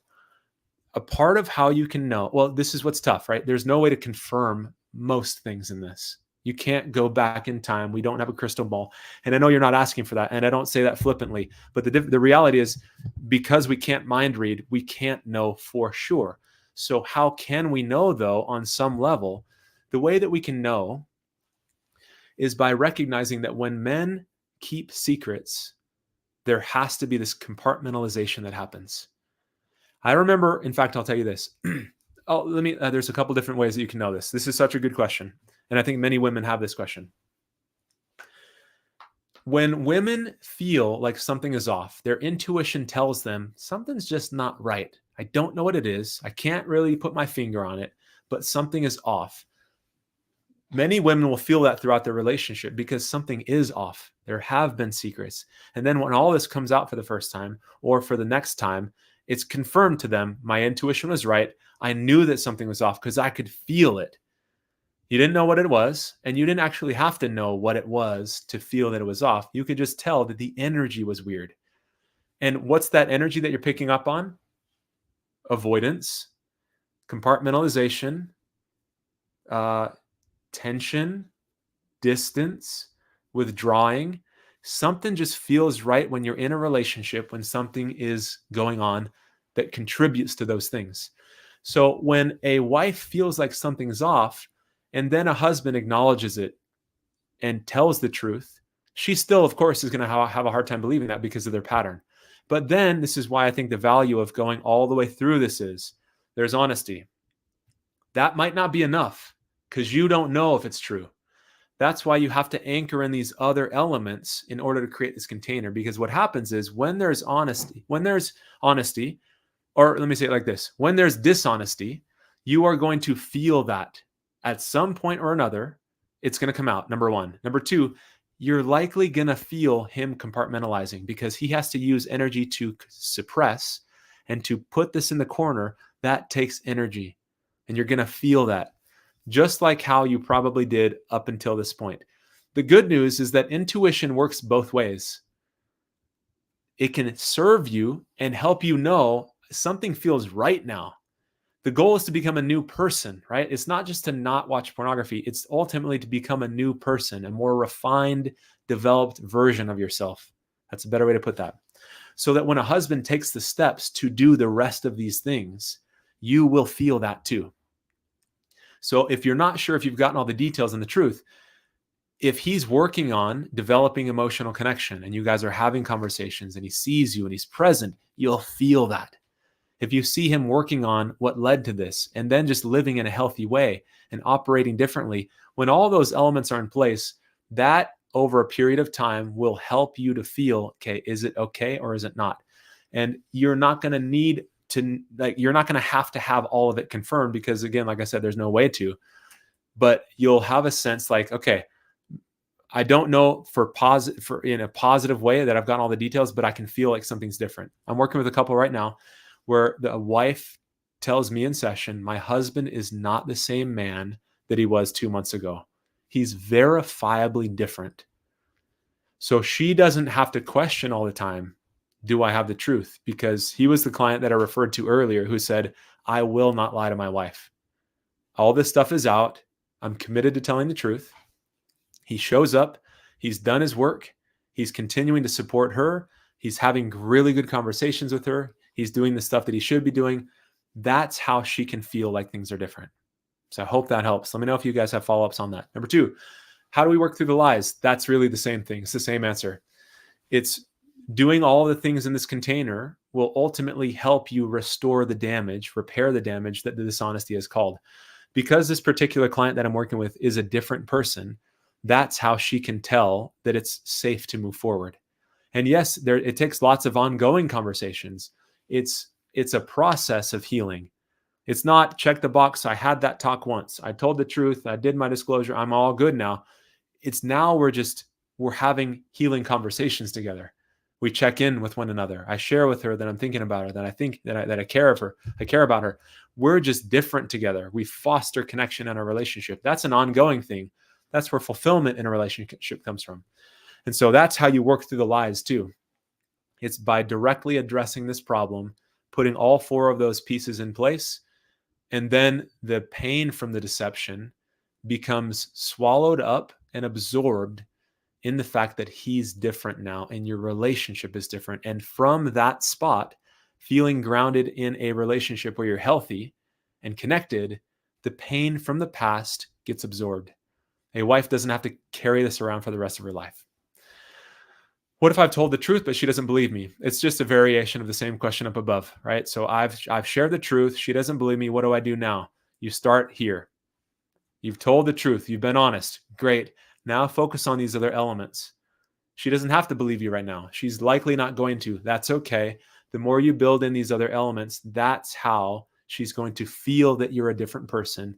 And by so doing, then she can start to put her trust in you because you've created this atmosphere by demonstrating that you're different, being consistent, following through on what you say you're going to do in little ways and in big ways. This is how you can ultimately resolve that. Okay, I see some other questions rolling in. Let me scroll up to make sure I have them all. Is this helpful, you guys? I want to make sure that this is helping you guys. You have clarity. It's not just some general information. I want you to have tactical things that you can start doing this week. Let me know if this is helpful. And then again, I'll answer these questions here. Let's see. Okay, Jeremiah, you said, my wife has been frustrated with me after my disclosure that she has not seen a change in my responsiveness to her brokenness and how to work on her prayer. So yes, this is exactly it, Jeremiah. The fact that you're doing it, you did a disclosure is huge, right? For you to be honest, big win. Now it's adding that second piece in there. How can you guys have conversations that are healing? So think back to that little video clip that I showed. That's the image that we're going for. Entering her sadness, knowing you don't have to defend yourself. You're not a bad person for this. Yes, some bad decisions cause pain, but she doesn't need you to defend those. And I don't know all the details specifically with your situation, obviously. Maybe you just feel awful about yourself, and that's why it's just hard to talk about that. This is where I think that question is, well, how do you feel towards her? Walking into those conversations, thinking about that, having that intention, walking into it, can make it a little bit easier for you guys to work through that stuff together. So hopefully that helps, because that's really a really good next step. Okay, same thing, right? Struggling to find emotional connection during conversations. I came across as defensive or argumentative. How do I avoid these situations? So really how to avoid these is to figure out why you feel that way. Because defensiveness and being argumentative, those are just our protection. So underneath that is the underlying feelings that fuel those reactions. And typically it's feelings of shame, failure, not being good enough. It's some interaction that you're having activates that deeper pain, which then comes out as defense. So the more you can pinpoint when the conversations between you and your partner go sideways, what's happening? How are you taking it? There's a trigger, right? It might be something so small like a look or a tone or a word or body language, but that body language sends you a message, and it might be, I failed again. I'll never get this right. And I'm scared that if I keep messing this up, I'm going to lose her. Those are the underlying feelings that we want to access and start to talk through. And sometimes doing that outside of the moment is how you start. Because if you're flooded with defensiveness and anger, it's hard to, deep dive through that into the sadness. So after the fact, when you have a repair conversation, which if you're not having those, I would really recommend coming back around when a conversation between you and your partner doesn't go well. And then share with her, hey, when I got really mad and defended what I was saying, this is what I was actually feeling. I was scared that I got it wrong again and that you're ultimately going to leave me because you don't want to keep putting up with my mistakes. Now you can have a totally different conversation.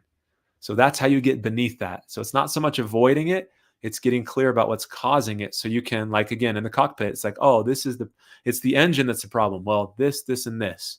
If I do this, and this, it'll solve that, right? Why am I feeling so amped up? What's the meaning that I'm making? I'm failing. I'm a bad person. What feeling does that create? Those things you want to pass over and share with your partner. Okay, I struggle with showing up conversations with my wife where she gets emotional, like sadness in the movie clip. I usually get defensive, then she gets angry, and then I get more defensive. Yes, Josh, that's a great insight. And I would love to customize this further. So if you're still here, drop it in the question.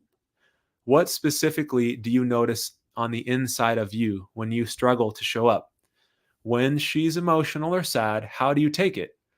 You react by getting defensive, but what's happening on the inside for you? And maybe it's similar to what I just shared earlier.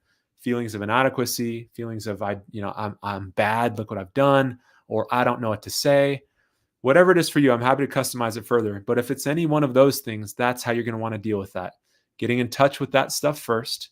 Have that conversation outside of the moment, right? A repair conversation. So you're not tense with each other, but go into it afterwards. Hey, this is why I was having a hard time being there for you. I just felt this fear that you're going to leave. And that's the last thing that I want. Now from there, you can start to go back to, okay, like, I want to try this again. Can we talk about this? Because I really do care about your pain, but this is my fear. And maybe she can even share with you, like, listen, I'm not trying to leave. And when we get into these fights, My goal is just to be heard. Being heard makes me feel like we can do this. That's all I'm looking for. So when we talk about this stuff, all I need is you just to be there for me. You hearing that reassurance might just be the thing that you need to feel like, okay, we're going to be okay. She can talk about how she feels. She's not going to leave. She just needs me right now. Then you guys can engage and talk in a different way. So let me know, Josh, if I can customize that further. I guess there's another follow-up here. So do you have any tips on reminding me to come into the conversation in a healthier, more open way? Yep, I think that's a great question. My encouragement is if you can keep in, I had a guy one time work with me who he's doing a phenomenal job showing up in a way that he's never done before. And how he got there, because he used to do the same thing, and it's natural, right? Defend, avoid, we don't want to fight, all that stuff. For him, he had the image burned into his mind of the moment that his wife found out that he'd been doing what he'd been doing. She's on the floor, broken in tears, and he holds that image in his mind, knowing that's how she feels, or that's what she's thinking about almost all the time. Whether it's that specific image she's always thinking about, the fact that this is always on their mind. It's important, I think, to recognize that it's always on a wife's mind until there's been like total closure and you guys do all this work. Knowing that and having this image of she's really suffering right now can evoke compassion if the shame doesn't get in the way, of course, right? So that's why doing the shame work is really important, because if you know she's suffering and you care about her and you can tap into that compassion, having that image in mind, recognizing you don't need to defend yourself, again, in a good way. That's a good sign. That's good news. All she wants from you, and maybe this is another way to answer your question. In order to be able to attune to her, it's just remembering all she's looking for is your compassion. All she wants to know is that you matter. I'm sorry. All she wants to know is that she matters to you. Yes, you matter to her, of course, but when she's hurting, that's what she needs to know. All right, next question. How do you feel about disclosure? My wife wants one and I'm reluctant. Everyone in my recovery group, including my sponsor who's done it, said it makes it worse. All right, I think it's a really good question. I've worked with couples who do both. Some couples do disclosures, like a full disclosure. Some couples don't. It just depends on what the need is. So if a wife is unable to move forward without one, then I say do it. Some women, because of, they come in, a husband, they have these conversations, they do this initial work. The wife gets a sense like, okay, like we can work with this. I feel like I'm getting more clarity from you, or they have their own version of a disclosure before they start doing like formal work with me. Or they just come together and they're like, we want to solve this. As we do work, they feel like I feel settled, and then they don't end up doing a disclosure. So I've seen it go both ways. If she's wanting one, I think doing it would be a good step, but there's a way to do it that can minimize it from making it worse. I guess another way to say this is sometimes it feels worse before it gets better, because she learns more about the past, which causes pain, of course. So in that sense, it might feel like, oh, this got worse. Look, she's in even more pain. But it's kind of like surgery. Right? If my arm is broken, the doctor is going to have to, what if my arm, like, I don't know how do I say this. Surgery is painful, but it's like it can feel worse to do it, but to set the arm, it has to be done. I would just do it in a way that makes it feel like you guys can come back together. And ultimately, the thing that I would say, my guess is, if the guys who have done this that you are referring to, oftentimes then if they don't know how to repair, that's why it feels worse. It's not the disclosure itself. Yes, that can cause more pain, but if you know how to repair, then it creates a foundation of trust.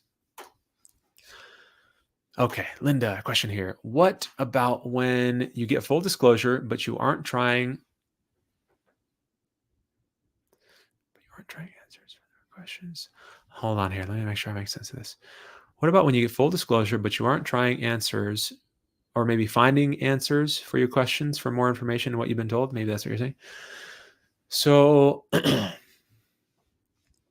I think if there's still unanswered questions,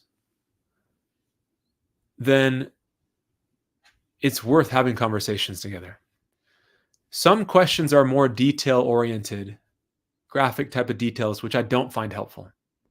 But if things don't add up, or if timelines you're still not clear about, or if you're not sure about specific things, those are the kinds of questions that do help, that conversations that do help to have. So it's worth figuring out, why aren't you getting, and again, you can chat it in that, you can drop it in the chat. What is it when you guys are having those conversations, where does it break down? When you try to get more answers or clarification, what happens? Does he just not remember? Does it feel like there's fighting that ensues? Like, where do you get stuck? Because if there's still unanswered questions, it can be helpful, to have those fill in the blank. And then I'll come back to you, Linda. Okay, Joey, watching this with my husband. Love is an action more than a feeling. Oh, let me actually put this up there. He maybe thought that what he felt was love for me, but would never hurt someone like this. So no, they don't actually otherwise and refuse to. Okay, so if this is Joe, okay, so let me drop this. Let me respond to this. So this makes sense to me. I just want to speak to this here. You're exactly right. These actions are not a reflection of love. And so I don't blame you for feeling this. I would feel the same exact way. This does not reflect love. When somebody engages in this behavior, it's not a reflection. It's not a reflection of the care that they have. It's not a reflection of their level of commitment to the relationship. It undermines that stuff. And so if you have a hard time believing that your partner loves you, I don't blame you. Because if these are the actions that you've seen, makes sense. That's why I wanted to illustrate this concept here. Because it's not as cut and dry as if he loved me, he wouldn't have done this. Keeping in mind that for most people, this pattern of usage has developed over the course of years, literally years, and sometimes, in many cases, decades.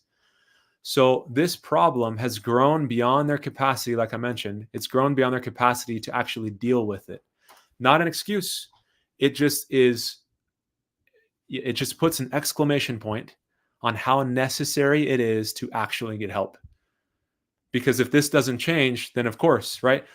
What I would say is, if you're in a relationship with somebody who doesn't want to do the work and says it's not that big of a deal, I think that attitude is a reflection of like, I don't really care. I understand that these two things aren't congruent. If he loves me, he wouldn't have done this. Those clash. This is why I wanted to illustrate this idea here. It's much more nuanced. It still hurts, but the goal is to resolve the problem so that then the actions can be in alignment with what he says. So it's really tough to accept this, and I don't blame you. I would just take your time trying to see if you can process through this and see it and get a better maybe understanding of the history and how it led to him. How did this pattern develop for him personally? And then from there, if he couldn't stop, was it because he lacked tools? Did he care? Is he trying? Does he want to make changes? All of those things you can take into account, but it's tough. I'm with you. Okay, Linda, going back to your question. How about when you get his full disclosure, but then have questions and he gets defensive? I'm not asking for all the details, but there are questions. So then, I think what I would encourage you to do is have this conversation together where you ask him what comes up for him. What is it that makes it hard to answer specific questions? And then see if you can problem solve that. There are barriers, kind of like what I mentioned in this workshop. My goal is to give you the outlines and the steps to take to find healing in this and how to rebuild trust. There are barriers along the way. So in order for people to really find closure, we've got to go through the barriers. It's not just knowledge of being honest. It's what stops you from following through. So it's different for everybody. But this, Linda, is what I would encourage you to do, is ask him outside of the moment. When we have these talks, this is what happens. I ask this, then I see defensiveness. You're basically having a conversation about that conversation, so that then you can better understand where do you get stuck, and then you can unravel that so that then when you talk about it again, it doesn't keep hitting the same tripwires. So feel free to drop it in the chat again. I'm happy to customize this further, and we can problem solve what specific actions you can take to resolve that. Okay, Crystal, hello, Sam. How does my husband handle my triggers when we are out in public? I shut down and get upset. We struggle with emotional connection. All right, great question, Crystal. This is such a good question. I think this is common. I think most women can relate to this. Understandably, if you're out in public and you see another woman who's attractive, or I live in Las Vegas and it's like, I don't know, this week it's like 107. So women wear less. if you see something that triggers the memory of the past behaviors from your husband, of course it's going to hurt. Or if you're at a restaurant and you guys are sitting down at the table and you look, he's ordering and it's an attractive waitress, or it's just a female waitress and he's there. And then immediately, just by her being there, it triggers you to think, what's he thinking about right now? Is he thinking about her inappropriately? How does he feel about her? Your mind will start to race. It feels overwhelming. This is such a common scenario that people get stuck in. And so if you shut down and get upset, that's your protection, right? It's fight or flight. The fight will kick in. And ain't no judgment on you. Like that's wired in protection. So how do we deal with that? The need is to first get so clear about what's the deeper fear that you're experiencing. What are the underlying feelings that you have that get activated when something happens in public, when there's a trigger? Because when there's a trigger, it brings up those feelings, though on the surface, it's the anger or defensiveness or tension that gets expressed. When you then get clear about its fear, its sadness, its inadequacy, that's the thing that I would encourage you to have a conversation with your husband about. And I would do that, again, outside of the moment. That's how you, and going back to your other thing that you had mentioned, if you have a hard time, oh shoot, I just lost your. So if you have a hard time having emotional connection together, this is how you create that. When you share on that level, hey, when I get triggered, you see me getting angry, but really what I feel is just so much sadness, this fear that I'm not enough. When you talk together on that level, that's where he can be there with you, kind of like the little movie clip, right? The sadness that then he can step into with you. And then from there, comfort, validation, love, peace, all that happens in that place, not in protection. So it's tough. I know I'm talking about it right now like it's some easy thing. It's not. But the more you can get in touch with that deeper pain and share that, that's how you're going to be able to find a connection with him. So you're going to get two birds for one stone. Really, really good question, Crystal. And sometimes it won't happen in the moment. Sometimes it's too intense. You're out in public, something triggers you, you get mad, and you shut down, you don't want to talk. That's going to happen. I would really encourage you, though, on the other side of that, to go home after you kind of recenter and talk about that moment and say, this is where I went. This is what hurt so bad. Then you guys can repair. Then the more you do, the more muscle memory that you cultivate, so that the next time you're out and something triggers you, you have built a little bit of a pathway to know how to have that talk with him differently. So I hope that helps. Great question. Okay, Joshua, I definitely feel shame and fear. Shame because of what I've done, and fear because she's going to leave. Also hopelessness that this won't work to save our marriage because of these conversations. Okay. So yes, it can feel overwhelming, right? Shame is so painful and so disintegrating, right? We're trying to integrate and connect with our spouse. Shame disintegrates that. Fear that she's going to leave, hopelessness. Okay. So the key to remember is that the thing that's going to cause a spouse to leave is not the behavior. Yes, if the behavior keeps happening and you don't care and you're not working on it, yes, sure. But I'm talking about it in this context. You're here. That means you're working on this. If she's still with you, that means the door is open. So maybe it's not that, maybe it's just a crack, right? It's just cracked open, but there's a little bit of space for you to do the work. So remembering that the behavior, if you're working on this and you've overcome this, or if you still need some help doing that, that's fine too. But if you're actively working on it, you being able to meet her on the emotional level is how you will repair. It's that movie clip that I showed you. That's going to be your biggest next step. It's so critical to develop the muscle and learn the tools to have that conversation. So if it's shame, or remembering, again, the tool to resolve that, one of them is, it's not you. It's not about you in a good way, right? It's not a reflection of you and a sense of being a failure and a bad person. It's a reflection of your decisions, and you can change your decisions. So remembering that you're not the problem can help you feel a little more solid. And then keeping in mind, all she needs is you to just enter the sadness with her.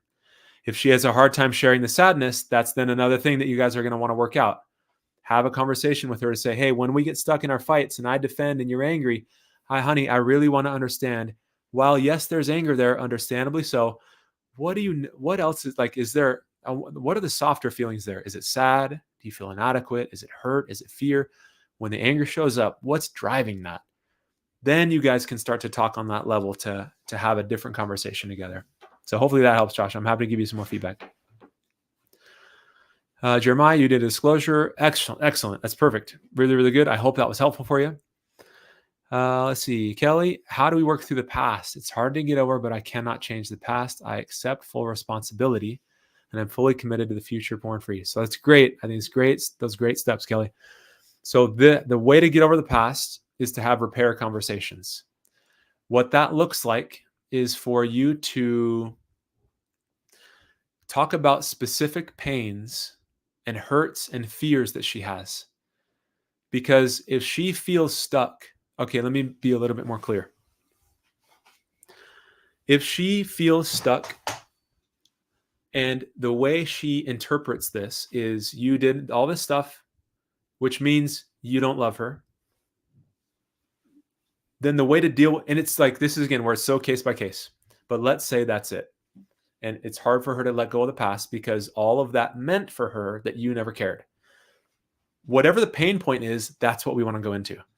So that's the conversation we want to find some closure with to reconcile, right? Because if she says you did this stuff, but you know that means you don't love me, we've got to find a way to reconcile that and help her see that that's not actually how you feel. So how do you do that in this case? Helping her understand what led to this for you. What are the underlying reasons why you turned to this? How did this pattern develop? And how that wasn't a reflection of her, because if this started long before you guys met, it had nothing to do with her. And by the time you guys met, if this grew bigger than your capacity to deal with it, then again, it's another reflection that it's not some deficiency in her. So I'm just giving you some ideas to consider if that's the specific issue. But the broader principle is, while yes, you can't change the past, what we do and need to do is go back and repair specific hurts from the past. And the more you do that, the more you find closure, and ultimately you'll be able to be at peace together because you're working through the difficult, the breakdowns that are happening between you two. Hopefully that makes sense. I'm happy to customize that further if you have any specific questions around where you get stuck when you talk about the past. Okay, Linda, another question here. When I ask questions, he doesn't remember, or answer he gives is vague, and it's not an important part. Okay. My encouragement, this is again, without knowing specifics, right? What specific things are covered. If it's more detail oriented, then it might not be super helpful. But if it's more trying to understand the scope and the timeline and making sense of it and seeing how all of this fits, I think that is helpful. My encouragement is to recognize this pillar that we talked about earlier about like the honesty and transparency. What I've found is that when a spouse is given the information that they need, you can actually move forward. If you don't have the clarity that you're looking for, so if you in your relationship, if your husband is having a hard time with this, just hearing this feedback that the clearer you can be, the more you can put this to rest. If there are some things you're unable to provide clarity on, which is you might not remember it, that's sometimes going to be the case. I've worked with a lot of guys where there's just been literally decades of usage. And it's really tough to remember the details of, however many years, 15, 20 years, you might not remember everything. And you can still find closure and move forward without knowing everything. Because again, sometimes you can't remember it all. And the way that you can do that is to recognize these other elements that are there, right? Honesty with as much as you can remember. If there's some things that you just don't, then if there's things that are just kind of being vague, I would really encourage you to have a direct conversation. Have your spouse hear what we're talking about tonight and really just, okay, I'm going to be so transparent and we're going to talk about the specific thing that I don't want to say, if there is one of those. If there's not and you just can't remember, then I think how you can move forward is these other elements, building the other elements. Because if you have honesty, but then your conversations don't go very well and your pain isn't being validated, it's not going to matter. So I would move forward building these other areas to help you then see, is this what I needed? I don't know all the details, but I feel that he's different, right? That's the biggest thing that I can emphasize, Linda. If you can feel that he's different and that there's closure from all these old behaviors, that he's not the same person, he's done his work, he's in a new spot. Many women, without all the details, can accept, like, okay, there's some things that I just won't know, but I know he's different. And because he's different, that means he's done his work. And we've been able to, and that can be a foundation for then you guys to be able to move forward. Again, it's nuanced and it's pretty specific, but I think it could go either way depending on your specific situation. Okay, Daniel, okay, so Daniel's wife. Okay, how do I get out of my head when he wants to be intimate, he's thinking about what he's watched? He's not able to feel like he's wanting to be with me. Okay, great question. Okay, so intimacy is a really, this is, I think, another really important topic. So the good news is the same principles that we talked about apply here. So what I've shared with you today in terms of conversations, these are pillar fundamental relationship principles that then when you get good at, that's the framework that you can then channel this framework to every situation, whether it's intimacy, whether it's disclosure stuff, whether it's triggers, doesn't matter what it is. It all works the same. So the way that you do that is you have conversations together about those deeper fears. And that's probably not new info. He probably is aware, like you're messaging here, that there's this fear that you're being compared. I would really encourage you to have a conversation about what that feels like. Is it fear? Is it sadness? Is it hurt? To allow him to reassure you. There's two elements with closing the loop here. There's two elements with closure when it comes to intimacy. Number one, getting reassurance about these things, that he understands it, that he cares about it, that he's with you. And then number two, helping him explain how he's different and why that's not the case. Because so many men that I work with, as they do their work, that their mind isn't with this old stuff. In fact, the old stuff so often becomes disgusting to them. There's a guy that I'm working with right now that the wife shares how helpful it is when he reassures her that his old behavior, when he looks at it, he's disgusted by it. He hates the fact that he did it. And she can feel that that's true because he's become a different person, or like a better version of himself. So I think you pair those two things together where he gives you reassurance and cares for you and expresses that love and helps you make sense of why this happened, what's different now, and why he's not thinking about these other images. Because again, whether he doesn't want to, they've lost all desire or appeal. He's disgusted by them. What's different now? That can help you bridge that gap. And then there's specifics in all of that, right? It's like, well, I'm uncomfortable about this thing, or I don't feel good about this part of my body, let's say. Then you have a conversation about that specific thing. We want to go into the details, the pain points, right? So it's like, I'm insecure about this part of my body. Him being able to reassure you and tell you there's acceptance, there's love, even though you're afraid about this part of your body not being as attractive or whatever, let's say. If he can reassure you that he finds you attractive and that this part of your body, intimacy is bigger than that for him. It's not just what you look like or what happens as much as it's how you guys can connect. When he can reassure you about your biggest pain point, that's where the closure is. So I hope that makes sense. I think that's such a good question. Let me know if you have any follow-ups on that. Okay, so Kevin, it sounds like it's your wife here. D-Day was 2.5 years ago. I've never oh no, it's you. Okay, so D-Day is 2.5 years ago. I've never disclosed any details of the things I was doing. She has hyper-vigilantly found all the information she has so far, thus created extreme distrust. Yep. And that's tough. And so my encouragement is to have another conversation together where you can go into detail and share with her more specifics, again, in terms of scope, duration, extent, pattern, timeline, all of that stuff, to help fill in any gaps so that she can have a better understanding. So she might have found the bulk of the stuff, but you piecing it together and organizing that in a timeline and in terms of scope and frequency and why it was happening, all of that stuff can fill in the rest of the blanks to ultimately help you guys find some closure.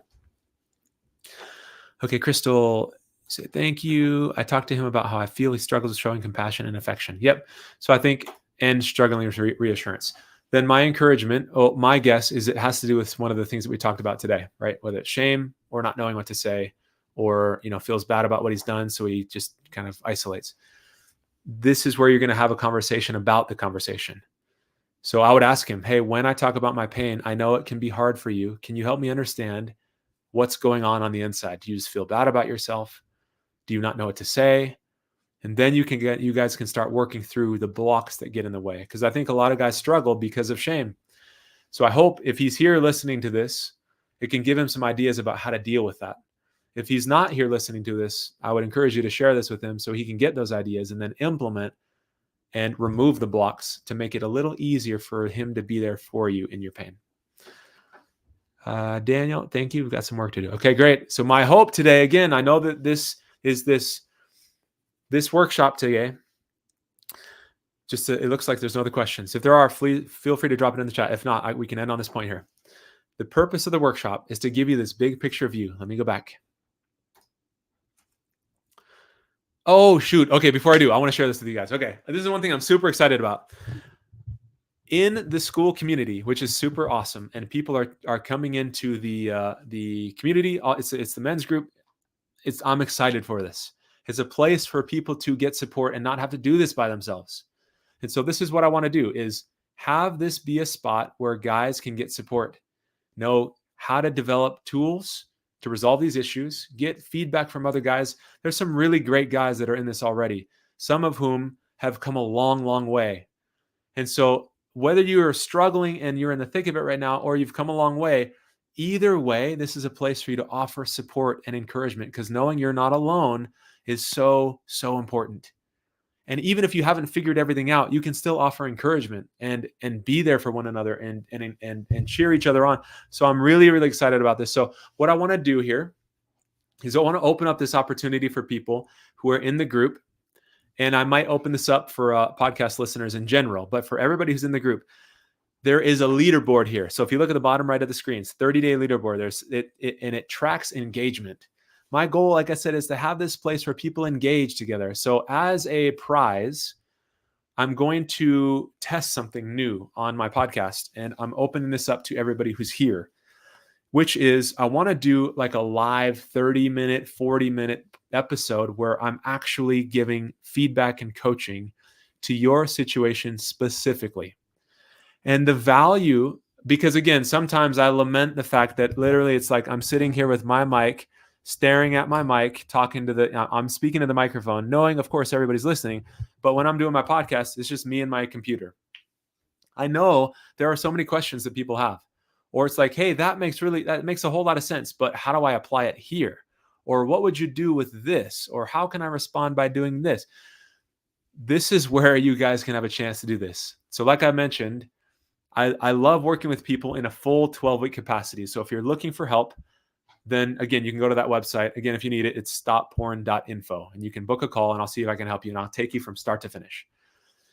If there is something that you want specific help with and you have a question, it's like, how do I deal with this? If you have everything else is in a good spot and you don't need help to fully overcome this, you already know what the root cause is, you know how to have these conversations, things are dialed in, but you have a question on something. Or if you're struggling, like this is an opportunity where I can give you guys 30 to 40 minutes of like hot seat laser coaching. And I'm opening it up for it's going to be the top 5 people on the leaderboard. Well, you'll have an opportunity, and it's going to be anonymous, because I know sometimes people are like, oh, I don't know, I don't want people to know. But the reality is, like, more people struggle with this than you have any idea. It's unbelievable how far reaching this is. I've had people come and talk to me like, I haven't told any of my friends. I haven't told my family. And they end up telling a friend, and the friend says, oh yeah, me too. I actually struggle with that too. Or, hey, I did too. I was able to figure out how to get past this, but like, I get it. More often than not, the people in your circle are struggling with this too. So if right now still it's a bit of a concern, the anonymity, that's totally fine.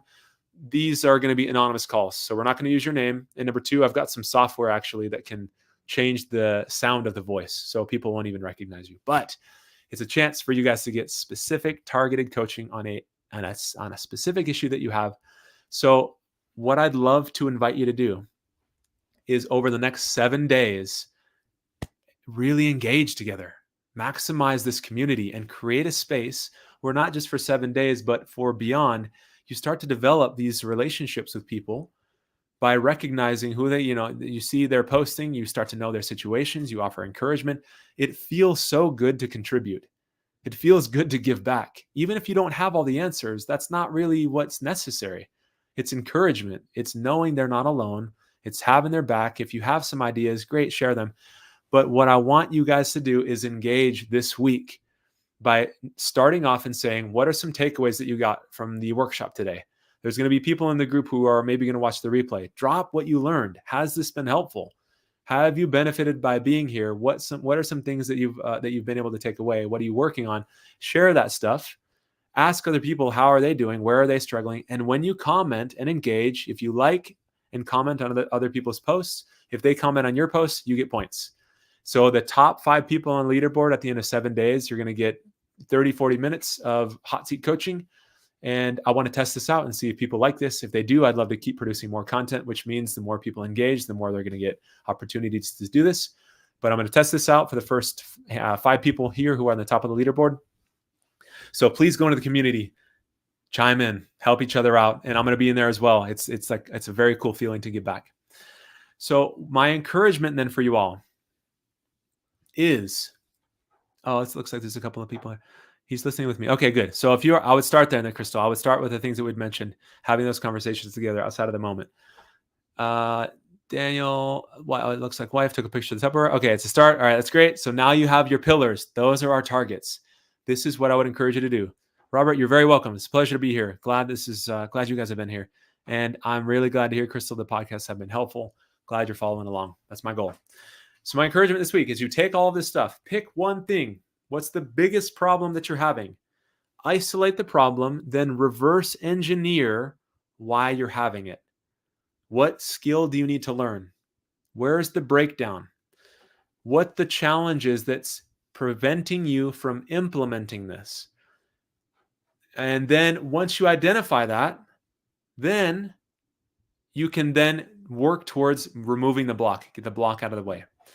So that would be my encouragement. Pick the biggest point of leverage, figure out what the stumbling block is, then what skills or activities do you need to start implementing to resolve that, and then keep pressing forward. I really want you guys to be successful.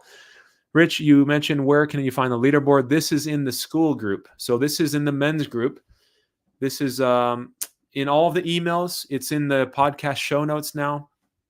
So this is just a picture of the actual community, the men's community. So I posted, so anybody who joined, so if you're here, you must have gotten the link from there.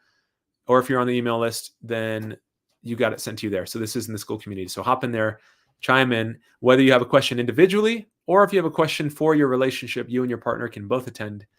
I really would love to, help support people directly while other people get the benefit, because everybody's situation overlaps. Like everybody's dealing with the same stuff. So the more we hear how you deal with this stuff and get some specific feedback, I think other people can benefit from that as well. That's why I'm super excited for it. It looks like there are no other questions. You guys, let's see. Oh, no, let's see. Barkley, is the leaderboard chat only for the husbands? Yes, this is the men's group. So this is only for the husbands. I don't have a women's group yet. I may at some point add that. But right now, this is just for the husbands. So you can hop in there, ask your questions, support other people. I know you've got some really good insights, Barkley. So I'd love to have you chime in and support those who are in need of some help too. But yes, this is for the husbands. All right, guys, been such a pleasure. I hope that this has been helpful. Let me know in the group your takeaways, if it was helpful, inspire other people to watch it. And then I look forward to working with you guys. For those of you who are wanting to maybe reach out to get some extra help to go from start to finish or on the podcast, I look forward to spending some time with you guys as we move forward. Thanks so much. We will be in touch. We'll talk to you guys soon.